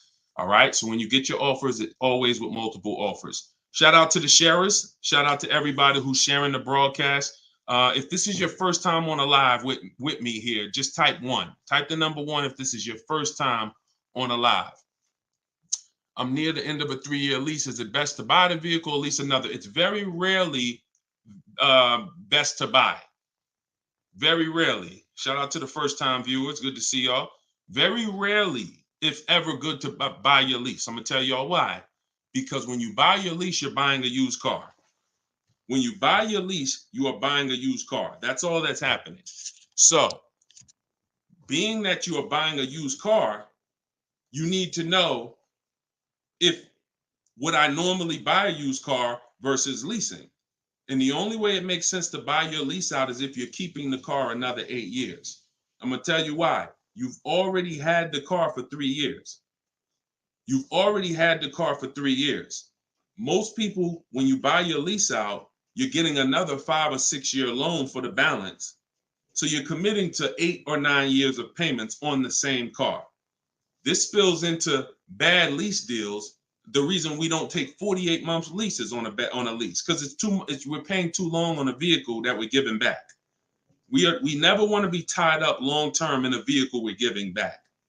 That's the whole point. Leasing is meant to be 3 years, 39 months, sometimes 2 years, depending on what they're offering, in and out, switching cars very fast, always under warranty, keeping our payments low. Okay. Can y'all light up TikTok with the likes? Can y'all continue to tap the screen on TikTok? I see we got a few hundred people. We got about 400 people on total, all the broadcast. Could you actually hit that share button? Because I promise you, y'all, no one will ever get mad at you for sharing my page with them. I guarantee you that. In fact, my goal is to get them to thank you. Hey, thank you for sharing that. I like that guy's stuff. We try not to waste any time here. What about paying cash? VJ Live said, let me put this question up on the screen. If you're on, make sure you're subscribed on YouTube so y'all can see the whole thing, the presentation, when we share these numbers. We can't do that on Instagram and TikTok. So VJ Live said, what about paying cash? I have about 15,000 and I don't want payments, but they keep trying to push me to 20-25 grand range so I can have payments. Here's the thing. If you can find a quality car for 15 grand, great. If it's going to force you to buy something that's not, who's heard you always pay cash for a car? If, as you come in, thank you, Godhead. Shout out to the sharers. I see y'all. Who's heard always pay cash for a car? Type me in the comments. If you've heard always pay cash for a car, type me in the comments. I see y'all lighting up. Keep tapping the screen on TikTok. We appreciate it. Y'all lighting up the likes. Y'all can see where we at on the likes in the top left. Who's heard always pay cash? Right? 5150 times heard it. VJ Live said, heard it all my life. Now listen, bunch of Dave Ramsey advice. Now here's the real. Here's what I'm just telling y'all. We got a bunch of people on here, hundreds of you all say, yes, I've heard you pay cash for cars. Now there's two schools of thought here. One is no debt. Now if your philosophy is no debt, I'm not here to convince you to change your philosophy. Here's what I'm here to talk to you about. If your philosophy is I want to do what makes the most financial sense, then we'll have that conversation. Because people who could pay cash for cars and don't, they typically are making money on their money. When I was in the dealership, people would come in, they would ask, what are the interest rates this month? If the interest rates were 0%, something special like 0%, 1%, 2%, 3%, if they knew that they were getting 10, 15, 20% returns on their money, they're not going to put it in a car. They're going to use the bank's money at 1, 2, 3%, and they're going to use their money to keep making 10, 12, 15, 20%. That's the philosophy. So they view that as, I'll pay 3%. They view it more as a business transaction than as a leveraging money to make more money. See, some people will tell y'all people who don't pay cash for cars, they're into debt. But I'm here to tell you that when I sat with very, very savvy people in my career with Mercedes and General Motors, I had tons of people who could easily have wrote a check for the car. I want you to know that if your goals are to eventually get into making more money with your money, investing your money, getting 10%, 12%, 8%, trying to beat inflation, then you're going to have a problem putting your cash into cars. Because not only, if let's say we park right now, this is just as answering VJ Live's question, because I got it up on the screen here on YouTube and Facebook. He's asking about paying cars. And many of you, as you sit on the show, you'll see, Dad, that's a similar question. Many of you will see someone's going to ask the same question you have. When we start seeing that we can actually use the bank's money for less, we're gonna realize that when you put $20,000 of your hard-earned cash into a car, that money cannot make you more money. That $20,000 that you just put in the car cannot make you more money. You have maxed out the value of that $20,000. It's in a car, you can't pull it out. You could refinance, but that's not happening. You're going to refinance and just get another loan. The point is your money's in that car now. So had you had an opportunity to invest that 20 and make 8%, 10%, 6%, 12%, that's what the people who don't pay cash for cars who are wise are doing. I'm not telling you there's a difference. Look, I talk a lot about budgeting. I talk a lot about affordability. All through my book, I have systems and boundaries. The rule of 72 and the 10th birthday, how long of a loan you take, how much, when should the car be paid off? That's all in my book. You can get it 75% off, or you can watch my videos. I'm going to always teach it. But if you want it all in one place right here, get the book, 75% off. It's in my TikTok or Instagram bio. But that's what we got to know. We got to know if we're going to use leverage and use the bank's money, there are extremes of leverage. There is over leverage. And we cannot be over leveraged. That means we're taking a loan that's too much, too long, we just want to borrow to try to afford a car. And you see this a lot with older cars, people buying luxury cars that they really can't afford because, brand new, the car is 80 grand. But if they get a 10-year-old one and they get a 5-year loan, now they're in a 2013 AMG Mercedes with 90,000 miles on it. So that's the opposite extreme. Using leverage and loans to buy things we can't afford. But then the other opposite extreme is paying cash when we don't have to. Finding that balance between getting the car we want, getting the best car we can afford. Because you said, hey, I'm trying to find a car for 15 grand. I can't find it. They want me to spend 20, 25.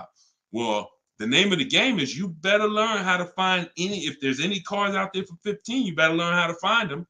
And you look everywhere, you look over all the marketplaces, and before you raise your budget up to 2025, we have something we do called the perfect budget. You got to go to 17 first. You don't go from 15 to 2025. You go from 15 to 17. See if I can find anything good for 17. Oh, I can't. All right, now I go to 19. And I have this calculator that's going to help you guys inside the book. It's called the Perfect Budget Calculator. You put in the money you have, you put in what you want your payment to be. It's going to tell you how much car you can buy. You put in your state, so we could have. How many times y'all walk in, right? And you're like, man, I want to spend 25 grand on a car, but you forgot to factor in taxes and the fees. How many times does that happen? Type ouch if you've ever dealt with that. Let's be willing to be honest. You had a budget in your mind. This is what I want my monthly payment to be. This is what I want to spend on the car. Next thing you know, you're a little over that budget, or sometimes a lot over that budget, and you're leaving like, I see, all right, I see you, 919 Mike. Thank you. I see you, Mika Larkin. Shout out to everybody willing to be honest. See, in order for us to really make sure we don't make these mistakes, we got to be honest of the fact we've made them. So that's what we want to do. We want a budgeting system that tells us when we can. You spend any more than this, and you're going to be over your budget. You said you want a payment of $400 a month. That means you said you only got $1,000 to put down, or nothing to put down. Or here's what you can spend on a car. And when you use this perfect budget calculator, you're going to never go over budget. Because honestly, y'all, we don't want to be anywhere near our top of our budget. We want to be shopping under our budget. That's where I want y'all. Under your budget. That's why I said if your budget was 15 and then your max might be 20, 25 with a loan, all right, we got to go from 15 to 17, to 17.5 to 18. We don't just jump to 20, 25. But we need a methodical system to do that, to help us do that. How do I get out of an upside down lease? Jose, you can only sell out of it. That's all you could do. You can sell out of it. If you, no matter what, y'all, who's in a car that they want to replace and they think they're upside down? They may have some negative equity. This is all in the book. I would really like y'all, the reason why I'm doing the 75% off, couple reasons. The book just officially came out. But I really want y'all not having to remember this. Yes, this live rebroadcast is going to be syndicated. So no matter when you're watching it, the information is going to be valuable and applicable. But I really want y'all to have the book so that you can actually reference the information over and over again. Thank you, B-Bad. Thank you for this info. Thank you, SJF Racing. So, all right. Yes, 25 goes to 30 real fast. Let me show y'all something, and then we'll continue. This is where we are right now on Goodreads.com. We're rated 4.94. We've already received 27 reviews, 31 ratings, and the book hasn't been out yet. So if you go to goodreads.com, if you're on YouTube, if you're on Facebook, you can see what I'm posting. But I'm sharing the fact we're already rated 4.94, 31 ratings, and the book hasn't come out yet. So now that it's officially out, I really want y'all to have it. And so make sure you take advantage. Get your 75% off. It's normally $97, but while you're watching here, it's 75% off. Everything I teach is in there in one place, so you don't have to remember it. All right. If you have let's talk to the people who are in an upside down lease or upside down loan. First of all, we don't want to be there. I'm gonna tell y'all why. If you're in an upside down lease, that means you didn't pick your mileage correctly. That means something happened, because with a lease, you have to have predictable miles. You have to know how much you're going to drive roundabout. You got to be able to guesstimate. That's why if you're running a Turo business, when you're trying to rent the car out for, 40,000 miles a year, or you don't know how much it's going to be on that car. Could be 20, could be 40. A lease is not good because you can't predict the mileage.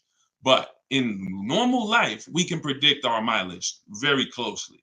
Now, when things happen, let's say you were working at home, and now all of a sudden you are, you're not working from home anymore. Now you got to drive into the office to 20 miles away. Well, that's a lifestyle change. That can lead to you racking up mileage penalties. But here's what we don't want to do. You don't want to buy that car, y'all. I'm going to tell you why. Every time you lease, you have a price that you can buy the car for. Most times it ain't worth that. Yes, in the last couple of years, we saw a couple cases where, the buyout prices were good. Before the pandemic, the buyout prices usually were nowhere near what you could get a comparable used car for. So if your car was 3 years old with 36,000 miles on it, the prices they were putting was to make you not buy the car, was to make you send it back to them so that they can handle it and resell it.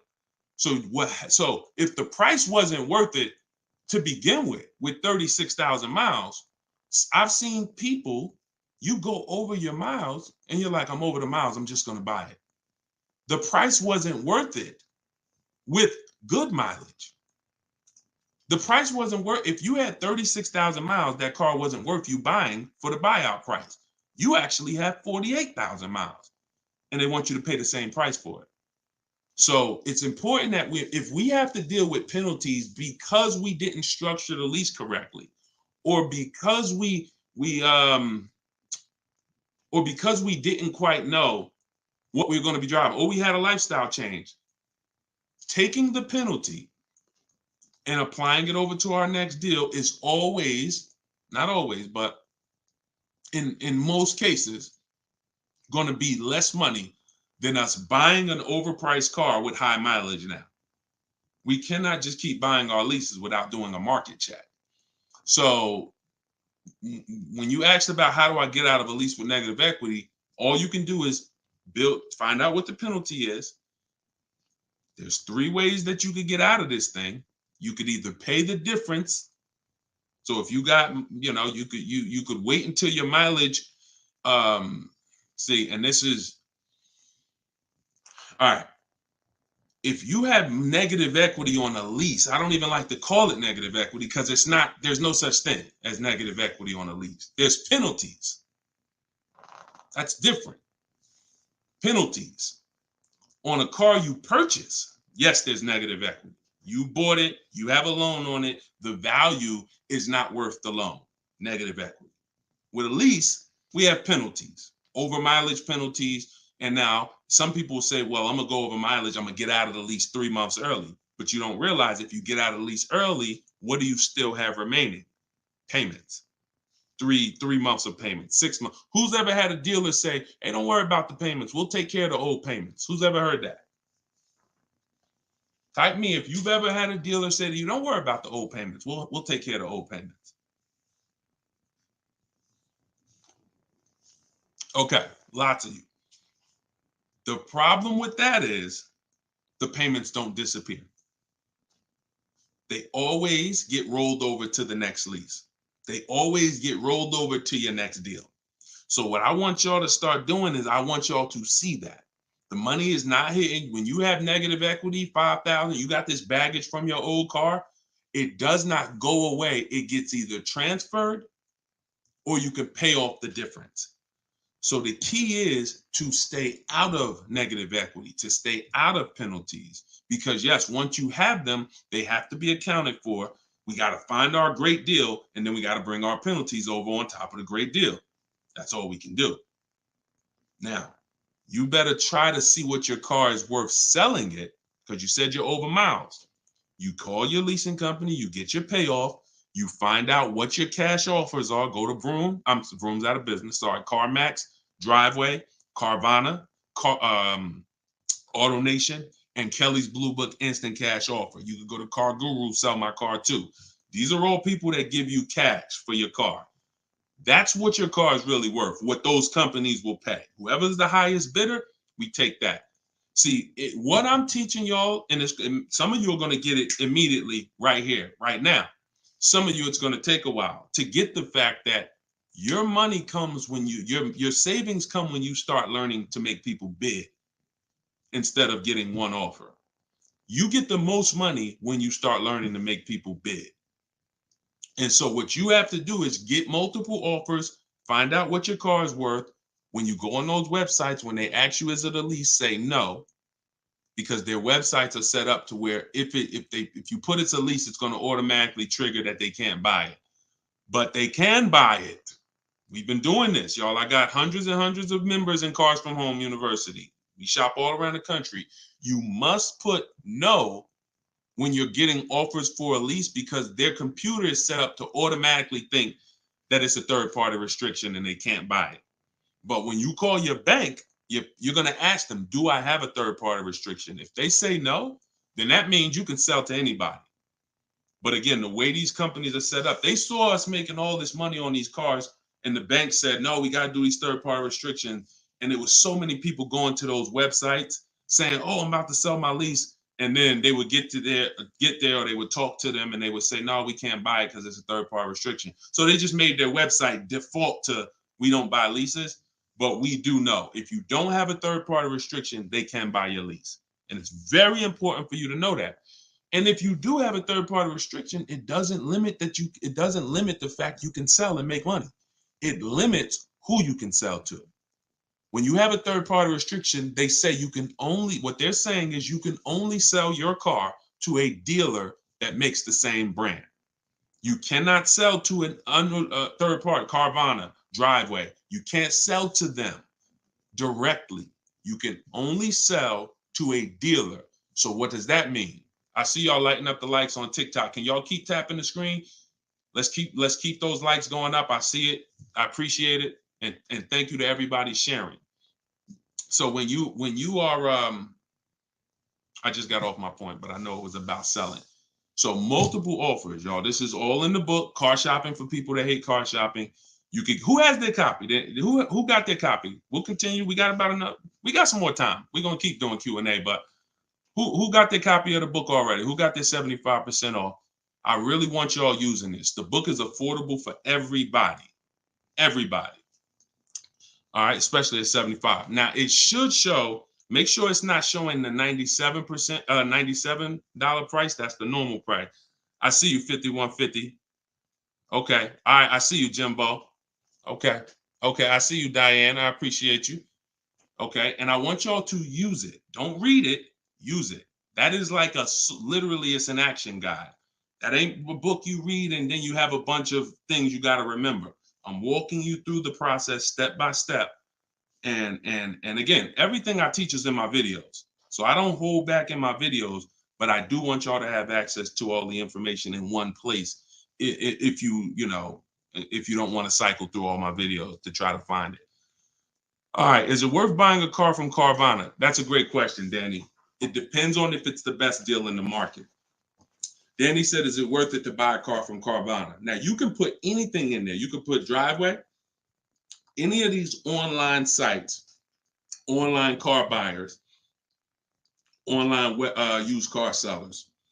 But here's the game that we avoid. We cannot shop from them exclusively, because here's what they try to do. they will try to sell, they'll try to sell you a car based on variety. Hold on. My do not disturb should be on. My do not disturb should be on. So what, anytime you see,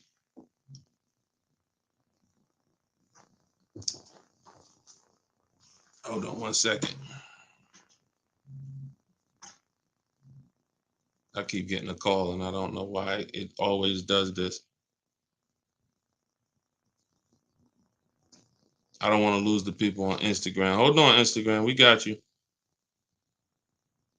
All right. We should be back on Instagram now. Okay. So most times, especially when we're selling our cars to these people, you got to realize we sell our cars to Carvana, to Driveway, to all these companies because they pay more than dealers on average. If they're paying more than dealers on average, they're usually not the lowest price. When they're selling the cars, they're usually one of the highest. You can't pay people more than dealers and then turn around and sell for less than dealers.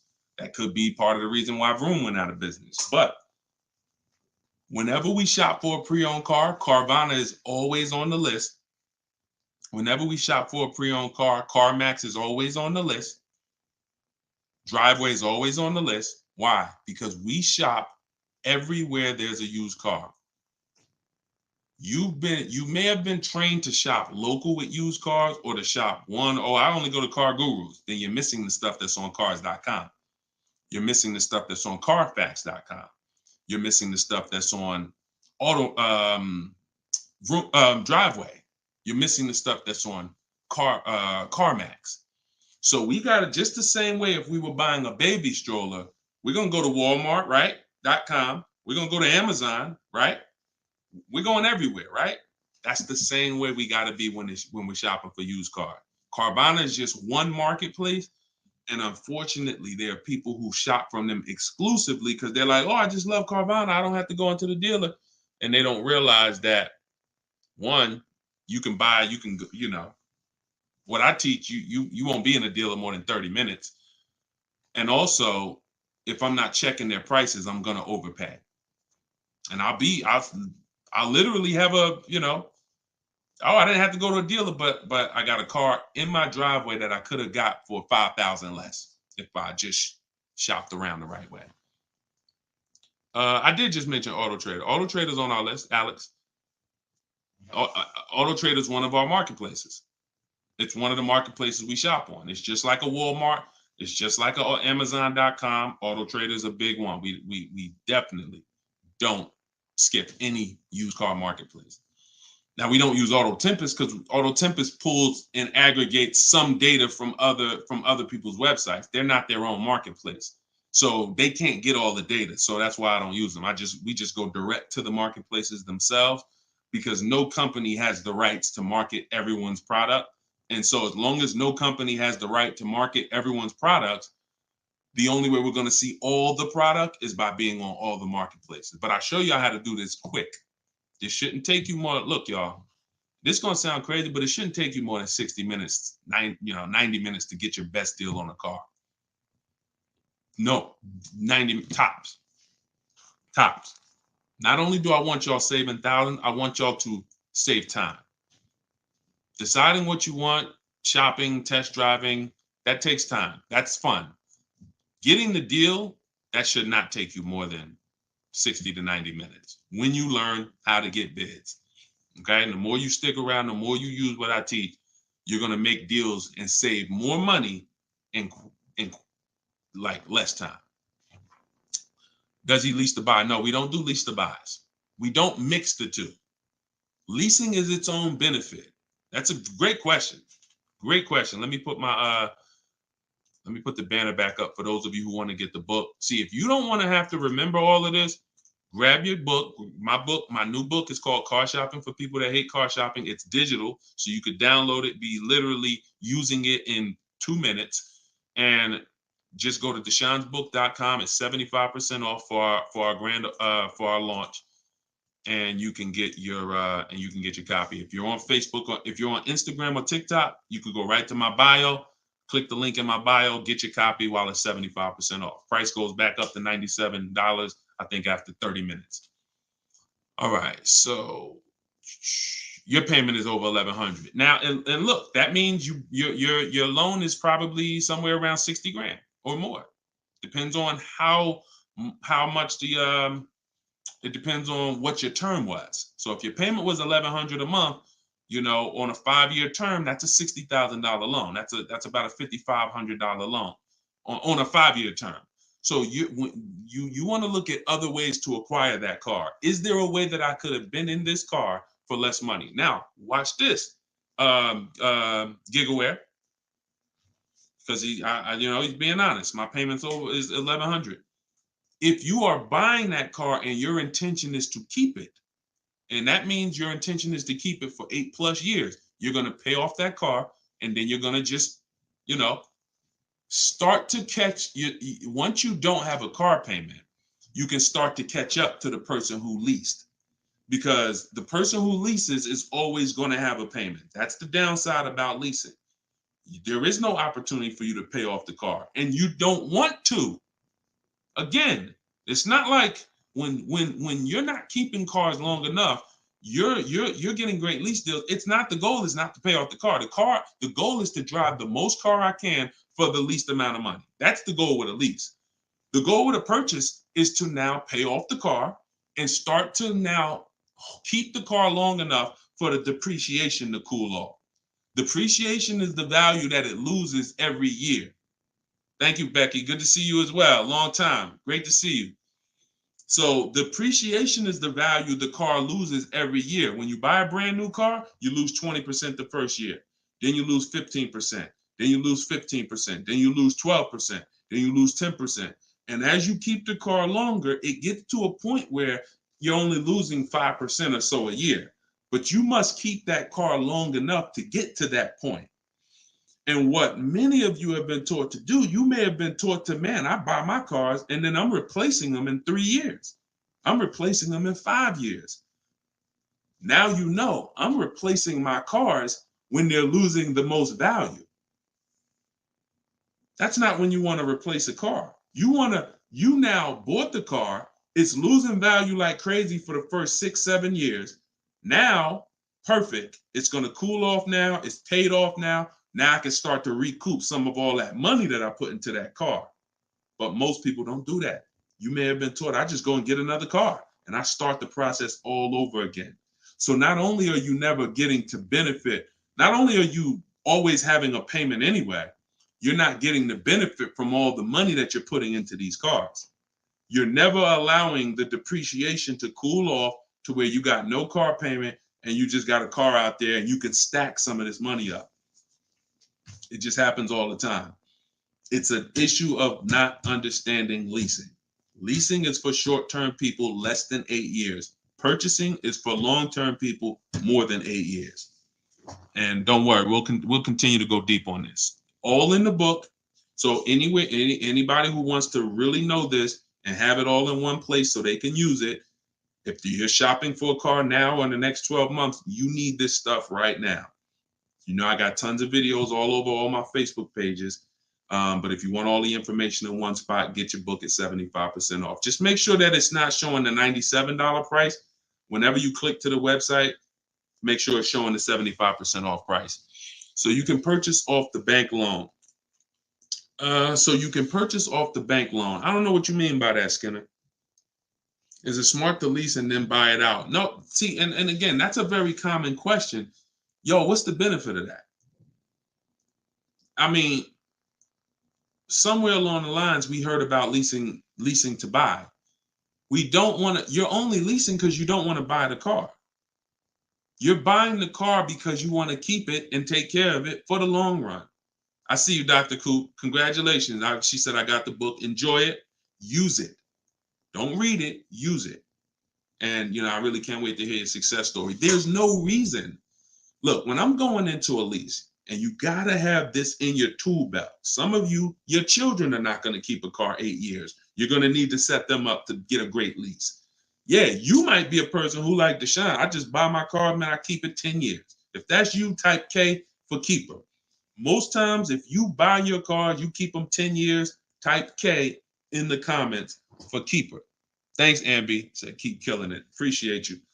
If you are, the book is called Car Shopping for People That Hate Car Shopping. It's in my TikTok bio and it's in my Instagram bio. But I think you only got, it's 30 minutes. You could get it for 75% off. While everybody is on, you could get it 75% off. Okay, so keepers, you are not, you're not worried. That's when you buy. When I'm going into lease, I'm not thinking about keeping. I'm not mix. We don't want to mix the two. Leasing is, I'm going to get a great lease deal where I drive a brand new car for pennies compared to purchasing. Or for a small percentage compared to purchasing. That is a lease. My goal is not to buy the car. It's not to buy the car. You and see when we keep, we win. When we lease, we win as long as we're getting good deals. But it's people who are mixing the two, and that might be you, and that's where we lose. We buy and then we trade. We buy and then we sell it in 2 years, 3 years, 4 years. We tired of it. Oh, I'm gonna go switch out of this. That's mixing. The other one is you lease and then you purchase the lease. So you lease your vehicle and then you go buy it at the end. That is mixing. You don't want to mix because the benefits of leasing are laid out. The benefits of purchasing are laid out. Very clear, separate benefits. When you mix the two strategies, you lose the benefits. And again, most people who would tell you they bought their lease, they're buying it with a 5 or 6 year loan when they've already been paying 3 years to lease it. The lease is 3 years, the loan is 5 years, that's 8 years. And I'm gonna tell y'all how this happened. How I figured out this was so bad, I'm gonna be honest with y'all. I was in the dealership one day. Somebody comes in, they're like, "Hey, I want to replace my car." So I go out and I look at the car. I ask them what they owe. No, I don't think I asked them what they owe. They come to the dealership. They say, "Yeah, I got a car out there. I want to trade it in for a new car." And I'm like, "Okay, that's pretty normal. Let's take a look." Here's what happens. I say, "What year is it?" And they'll say, "Well, it's a 2018." I'm just using like a real example. Like they say, "Oh, it's a 2018." Now I'll ask them, "How long have you had it?" And they'll say, "Well, I bought it brand new. So I've had it 5 years, 6 years." Now, follow me, y'all. Everybody on here, I want your opinion on this. Person comes up and says they've had a car for 6 years. They bought it brand new. They've been paying on that car for 6 years. Don't you think that car should be paid off by now or almost paid off? Yes or yes. Type Y if you understand. Person bought it 6 years ago. You go out and I'm like, "Okay, mister, how long have you had it?" They're like, "I've had it for 6 years." So I'm like, "Okay, perfect." Everybody's saying yes. So this is what I'm thinking. This is how I found out buying your lease was a bad idea for most people, if not all. So I go and I say, "Okay, great. I see you're here trading." Now, in my mind, I'm already trained to talk to him about leasing because, thank you, Brent. I know you're here trading this car in 6 years. I want to show you what leasing looks like, and you're going to love that a lot better. You're not going to need this down payment. I'm going to be able to give you a check back for this equity in this car you got here. It's going to be all good. And I've helped some people do that. They come in and I show them the lease, and I'm like, you keep just trading your cars, but if you lease, here's what, boom, that you could do. And then I'll give you this, you get a big check back for your balance of your old car, all of that. So this is when it works, it's beautiful. But when it doesn't work, this is what it looks like. I'm like, I run and I'm like, "Okay, your car is worth about $15,000. Instagram just logged me out. Instagram just logged me out of nowhere. I don't know what happened. Let's see if I could go back. All right. So now when it doesn't work, so I go out and I found the used car manager may tell me this car is worth 15,000, and I'm like, okay, perfect. It's probably paid off. Great. He's gonna get like a check back for like almost all that, and then he's gonna have a low payment. He's gonna love it. So I find out when I call the bank, I say how much you owe. He says, well, I don't really know. I call the bank. I'm like, okay, I'm calling for Mr. Jones' payoff on his, such and such car. And the bank says, okay, yes, the payoff is $15,000. I'm like, wait, 15,000? How could he still owe 15,000? This doesn't make sense. I look at him and I said, the bank is saying you still owe 15,000 on the car. And I'm like, he's like, yeah, okay, yeah, I didn't know how much I had owed. I said, wait a minute. Didn't you tell me that you had this car since it was new? Yeah, and you told me you had it for 6 years? Yeah. How do you still owe? And he said, oh, I leased it first, though. What I did was I leased it for 3 years, and then I had bought it at the end. And I'm like, there we go.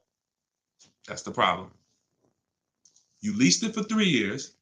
Most people, when they're buying their lease, they're going to put a 6-year loan on it, which means 6 years later, from the day you bought it, from the day you originally leased it, 6 years later, you've been making payments and you still have 2 more years of payments left.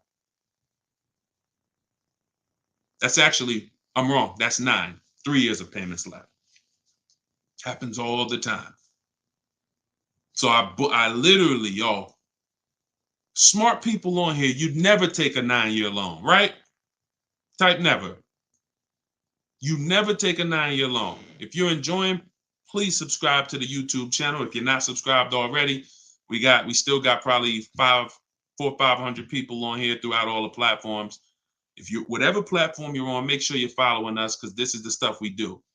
You would never, right? You would never take a 9-year loan. But the same adamant, we're adamant we'd never take a 9-year loan. We got to see every single time. Thank you so much. I appreciate the gifts on TikTok and all the platforms. We got to take every time we hear about buying our lease out, unless we're going to pay cash for it, which is another discussion. But most people are not. They're going to take a 5 or 6 year loan out. So as soon as you hear lease to buy, as soon as you think lease to buy, I want you to think 8 or 9 years of payments on the same car. That's why it's a bad idea. That's why it's a horrible idea. Okay? Now, if you are comparing, we had somebody in our group yesterday who was asking about buying his lease out because he's going to give the car to his parents and because they're going to keep it long term, and the value of the car compared to the value of a similar used car is a great deal. That's different. Buy it. Because all you're doing when you're buying your lease is you're buying a used car. It's your car. I used to help people buy their lease. Hey, they come out of the office, we switch the plates because we got to re-register the car. And I'm like, okay, so how was it? Now they just signed up for a 5-year loan, 6-year loan on a car that they've already been in for 3 years. They're not really excited about it. I've had the car for 3 years. At least when you go buy a used car, you're excited about it. You're excited. Oh, nice. It's new to me. But when you buy your lease out, you're not really excited. Thank you, man. Y'all going crazy with these gifts and everything. I appreciate it. So these are the things, like what I want y'all to have. As long as you stick with me and you learn what I teach, you're going to have clear boundaries that you operate in that always protect you. That's the name of the game. There's clear things I do. There's clear things I don't do. I know I have rules. I have boundaries. And what I want y'all to get familiar with is the 8-year rule. The 8-year rule is the first rule. It says if you're not keeping your car 8 years, you should not be buying it. You can't outlive the depreciation. You cannot outlive the depreciation compared to someone who purchases. Now, it's too much to go deep on right now. We'll go deep because I know some people thinking, oh, Deshone, but if I pay cash for a brand new car, I'll pay less overall. Yeah, but if you pay cash for a brand new car, you're still laying out all the money. You're still laying out all the money and you're still trying to get that back. You're still, oh, I paid 30 grand, 40 grand, 50 grand. Do you understand that a person who leases that same car, what would you rather be? Big dog who thinks you're big dog because you're going to write a $50,000 check, or a person who comes in and says, I'm going to get that car for $500 a month. Do I want 50 grand coming out of my bank account going into a car, or do I want $500 every month? It's much more, it's a much more pleasant feeling to give a bank $500 every month to drive their $40,000 car than it is to say, okay, you want this $40,000 car, then you come give us a check for the whole amount and the taxes and everything. Now I'm taking the check out, boom. And again, there are situations where that's right, but I want you may have been somebody who's like, yeah, but I don't think it's right for me. And that's okay. That's okay. I'm not one of these people that's going to make y'all feel like you are wrong by using leverage and learning how to creatively acquire cars where it's a little bit of money coming out of your bank account every month versus what people have told y'all and how you should be buying cars. Thoughts about leasing luxury vehicles. It doesn't change, Dr. Doctober. That's a great question. He said, what are your thoughts about leasing luxury cars? Same principle, 8-year rule. I don't care whether you're leasing a G-Wagon, whether it's a Bentley you're looking at, whether you're looking at a Toyota Corolla, the 8-year rule is what applies. Because the 8-year rule takes into account the depreciation. If you look and say, that's a car I'm keeping for 8 years or more, you buy it. If that's a car you're not keeping 8 years, you're going to see you'll pay thousands less and drive a better car leasing it, even if you try to buy it used. So I'll need more than one broadcast to really go deep on this. I'm just getting familiar with how to use all of these tools where I can show you all stuff. But we'll continue to go deep on this. This is not a subject. If you've gotten bad years and years of bad advice, it's not always. Some of you get a breakthrough immediately, and some of you it takes more time because again, it's been beaten to your head, and people with loud voices who shout tell you this is what you do, or you never do this, or you always do it like this. You know, like who's heard somebody say never buy a used car? I mean, never buy a new car, always buy used. Who's heard that? Type of U for used. If you were taught you always get a used car, you should never get a new car. Who's taught that? And we got a couple more minutes. We'll stay on. We'll do some more questions. As long as y'all continue to share the broadcast and continue to stay tuned in, I see we still got hundreds of people on. Then we'll continue. All right, now let me tell y'all how. See. You either have to teach something that works for everybody, or what you teach will mess people up. If somebody says to y'all, every single one of you should be buying used cars, because that's what they'll say. Never buy a new car. Everybody on here should be buying a used car. So that means you think everybody in the country should be buying used cars, right? Yeah, absolutely. Nobody should buy a new car. Nobody in this whole country should buy a new car. Like, no, always buy a used car. Okay, perfect. So let's just say if you had your wish, everybody in the country would be buying used cars, right? Because that'd be better for them, right? Yes, if I had my wish, everybody would be buying used cars. Then here's my question. How do they become used cars then? How do they become used cars if everyone is buying used cars? I want y'all to think about this. If you had your wish, you could snap your finger, Mr. Financial Advisor, whatever you teach. How could everyone buy used cars? It's impossible. The cars come in new. They don't just, so if everybody was buying used cars, what's happening to the new cars? They're just sitting there. And then, so that's not a practical solution. How do we acquire? Who should be buying brand new cars? People who are going to lease them, and people who are buying new cars, who want to purchase, keep long term, and you could afford new. That's only if some people say, Deshone, I want to buy. I'm not leasing, I want to buy. I keep my car. But should I buy new or pre-owned? That depends on budget. That depends on, unless you want one specific from a year, sometimes it'd be like, oh, I want this special year. But if it's a case of, you know what, I can afford both. Should I buy new? Should I buy pre-owned? That's a matter of budget and preference. If I could afford a new one and I can keep it long enough to outlive the depreciation, then I'll buy new. But if I can't afford to get a quality vehicle for my budget, then I'll buy pre-owned.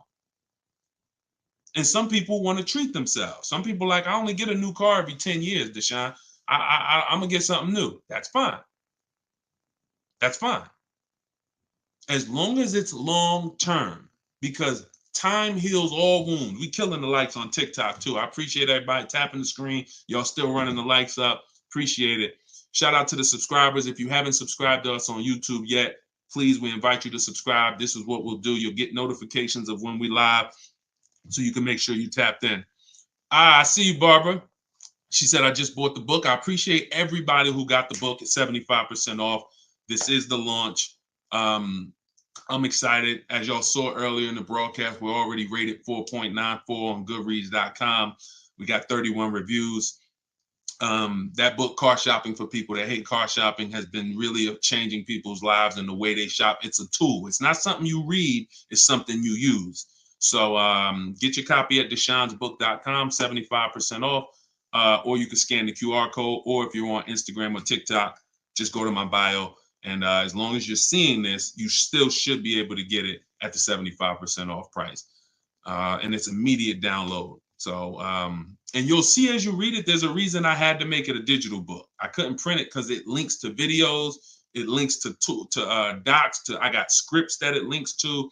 There's no way I would have been able to do it printing the book. And then also, sometimes I need to update stuff, like Vroom went out of business 2 months ago.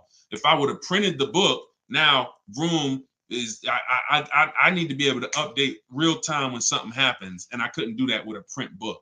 I didn't want thousands of print books out there, and then something changes, and now I got to tell people, oh no, you got to get volume 2 now. You know what I'm saying? Thanks, Angelina.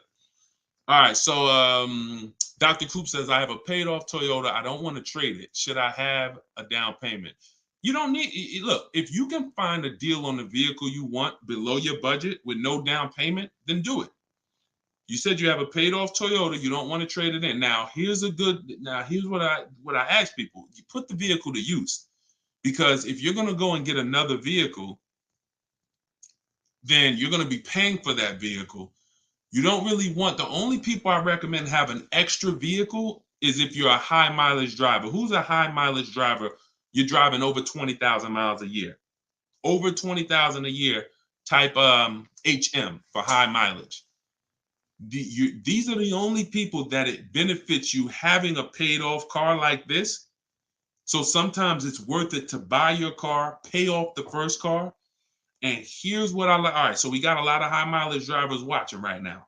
So I have a strategy in the book, and what you'll hear me talk about is really 2 routes for high mileage drivers, so that y'all can stop having all this negative equity when you come in to replace your vehicles. What typically happens with high mileage drivers, and the reason I suggest to them 2 cars, 1 car payment, is because they're putting so many miles on their vehicle, but your loan is a normal loan.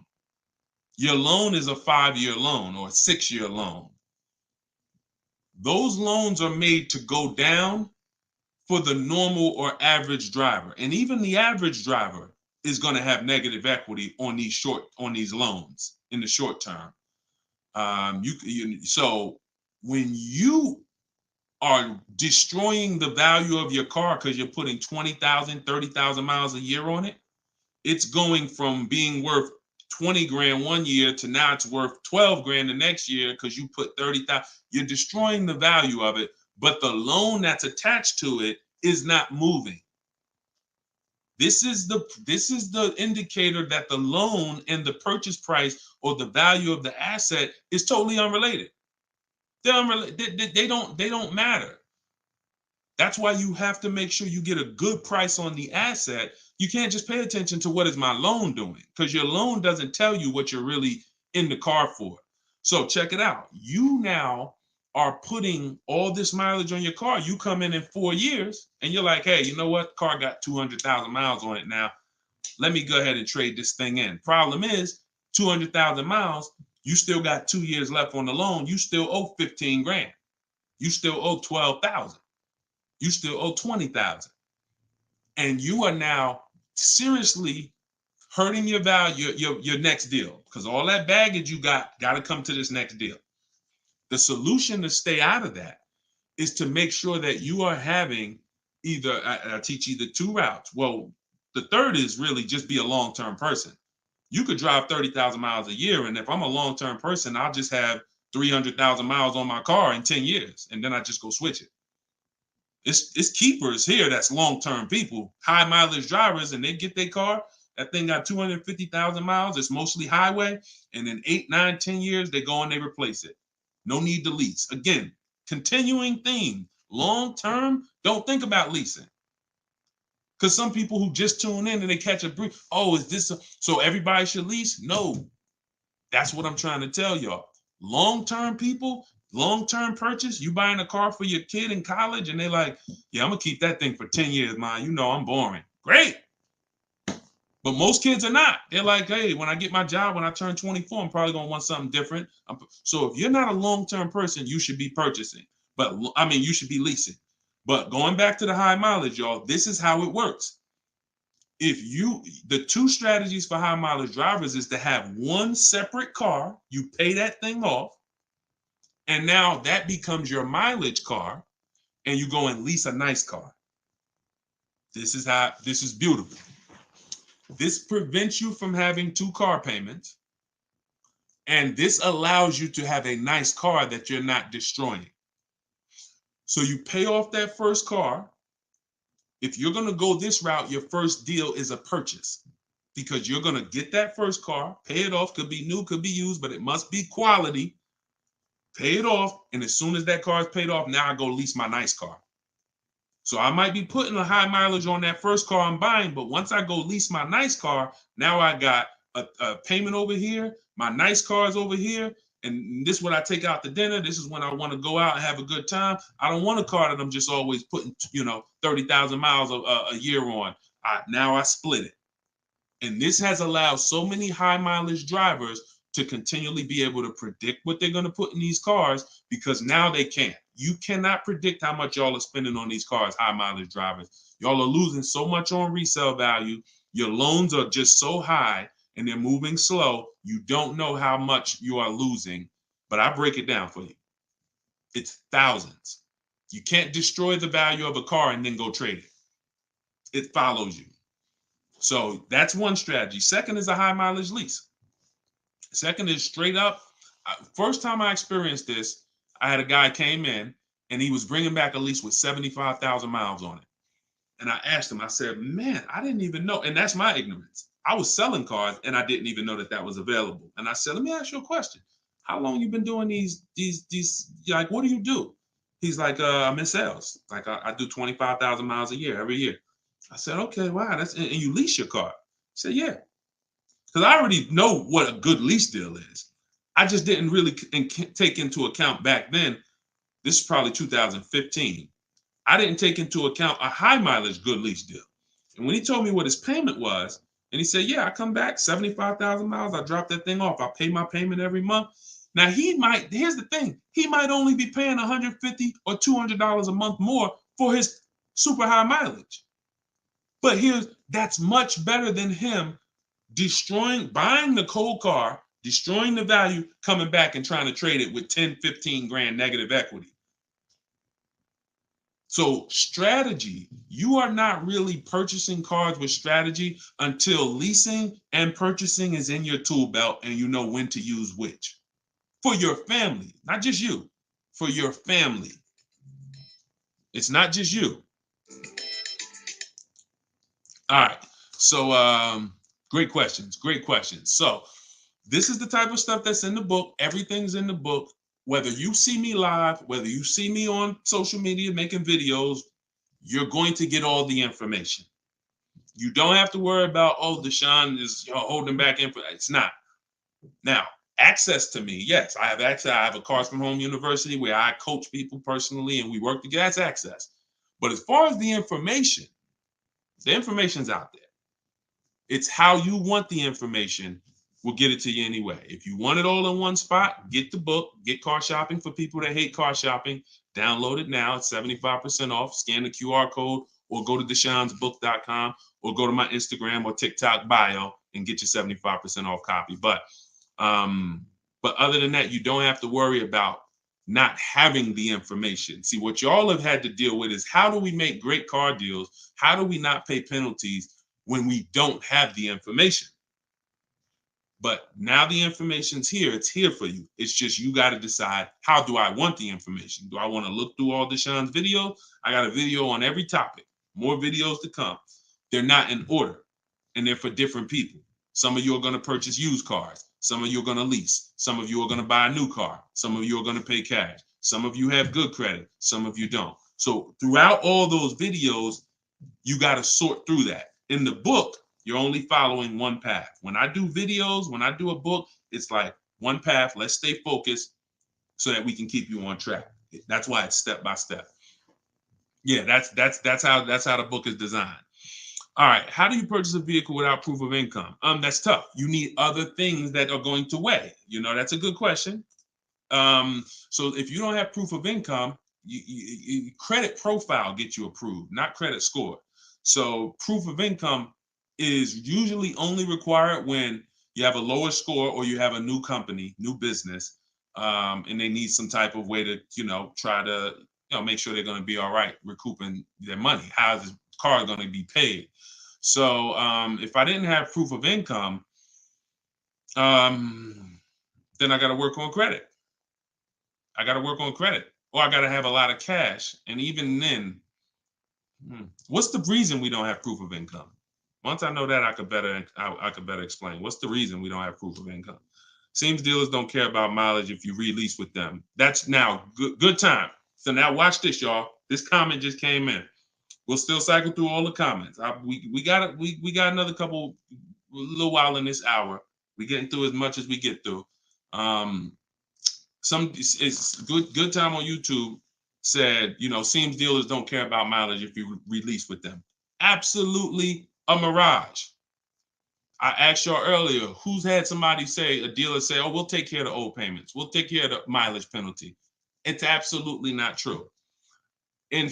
Since 2006, here's the only time, shout out to y'all running the likes up on TikTok. I appreciate it. Y'all keep running them up. Thank you so much. Shout out to the sharers. Could everybody who shares good information, just hit the share button wherever you're at and share with somebody if you're in this sharing. So I've never seen mileage taken care of, ever. No program, no bank, no leasing company, and we've done thousands of transactions. I've never seen a leasing company say, we'll forgive mileage. Never. So that does not happen. Mileage penalties let's say we calculate a $2,000 mileage penalty, that gets rolled over to your next lease deal, and we're working that lease deal with that $2,000 accounted for. So whatever the deal is we're working you now, perfect, here's what it is. Make sure that $2,000 penalty is in there. You pay for that. Now, in some cases, very rare, there's loyalty programs where they waive some payments. Mercedes used to have this. It's since gone away, and they didn't have it on every vehicle. They didn't run it every month, where if you lease another Mercedes, we'll cover 3 of your old payments. So you could get out 3 months early, no penalty, but it had to be waived. Since I got into the business, I've heard dozens of people sitting around me say, we are going to be waiving those, but we're going to be taking care of those payments. Are you waiving the payments? Oh, what do you mean by that? Are you waiving the payments? See that, and when you ask them that question, I don't want you to even go in looking to get out early. I'd rather you know what your deal is, so you can shop from home the way I teach, where no one has to reveal that information to you. No one is. If you got the right strategy, you're never putting yourself in a position where someone can lie to you without you knowing it. So if you go in the old way and you go into one dealer and say, hey, I'm looking to get my, new lease and I got like penalties, and they'll say, okay, we'll take care of it. That's putting yourself in position to be lied to. Oh, we took care of that. We built in the payment. Yeah, all the payments are taken care of. This is your new payment. Mm-mm. When we shop, when we take control of our deal, that's not something someone's telling us. That's something we already know.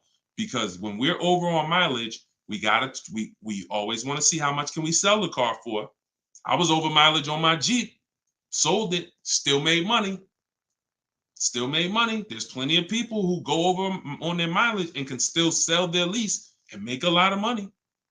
Even if they break even, they avoid the penalty. So first is always to do our equity assessment and see how much we can sell the car for. And if we can sell it, we avoid the penalty. And then we're choosing payments. Do we get out early? Do we make the payment? You see, when getting out of your lease early, unless you sell the vehicle, y'all, you can't get out of your lease early. You're breaking a contract. So I don't want y'all I don't want y'all using language or comfortable with language that cost you money, because you've heard people say this for years. Oh, I'm just going to get out of this. No, you're going to get out of it and you're going to pay penalties for that.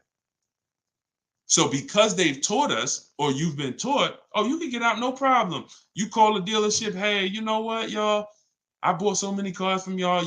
I know I'm supposed to keep this lease for how many years? It's supposed to be 3 years, Mrs. Johnson. Okay, yeah, but I think I'm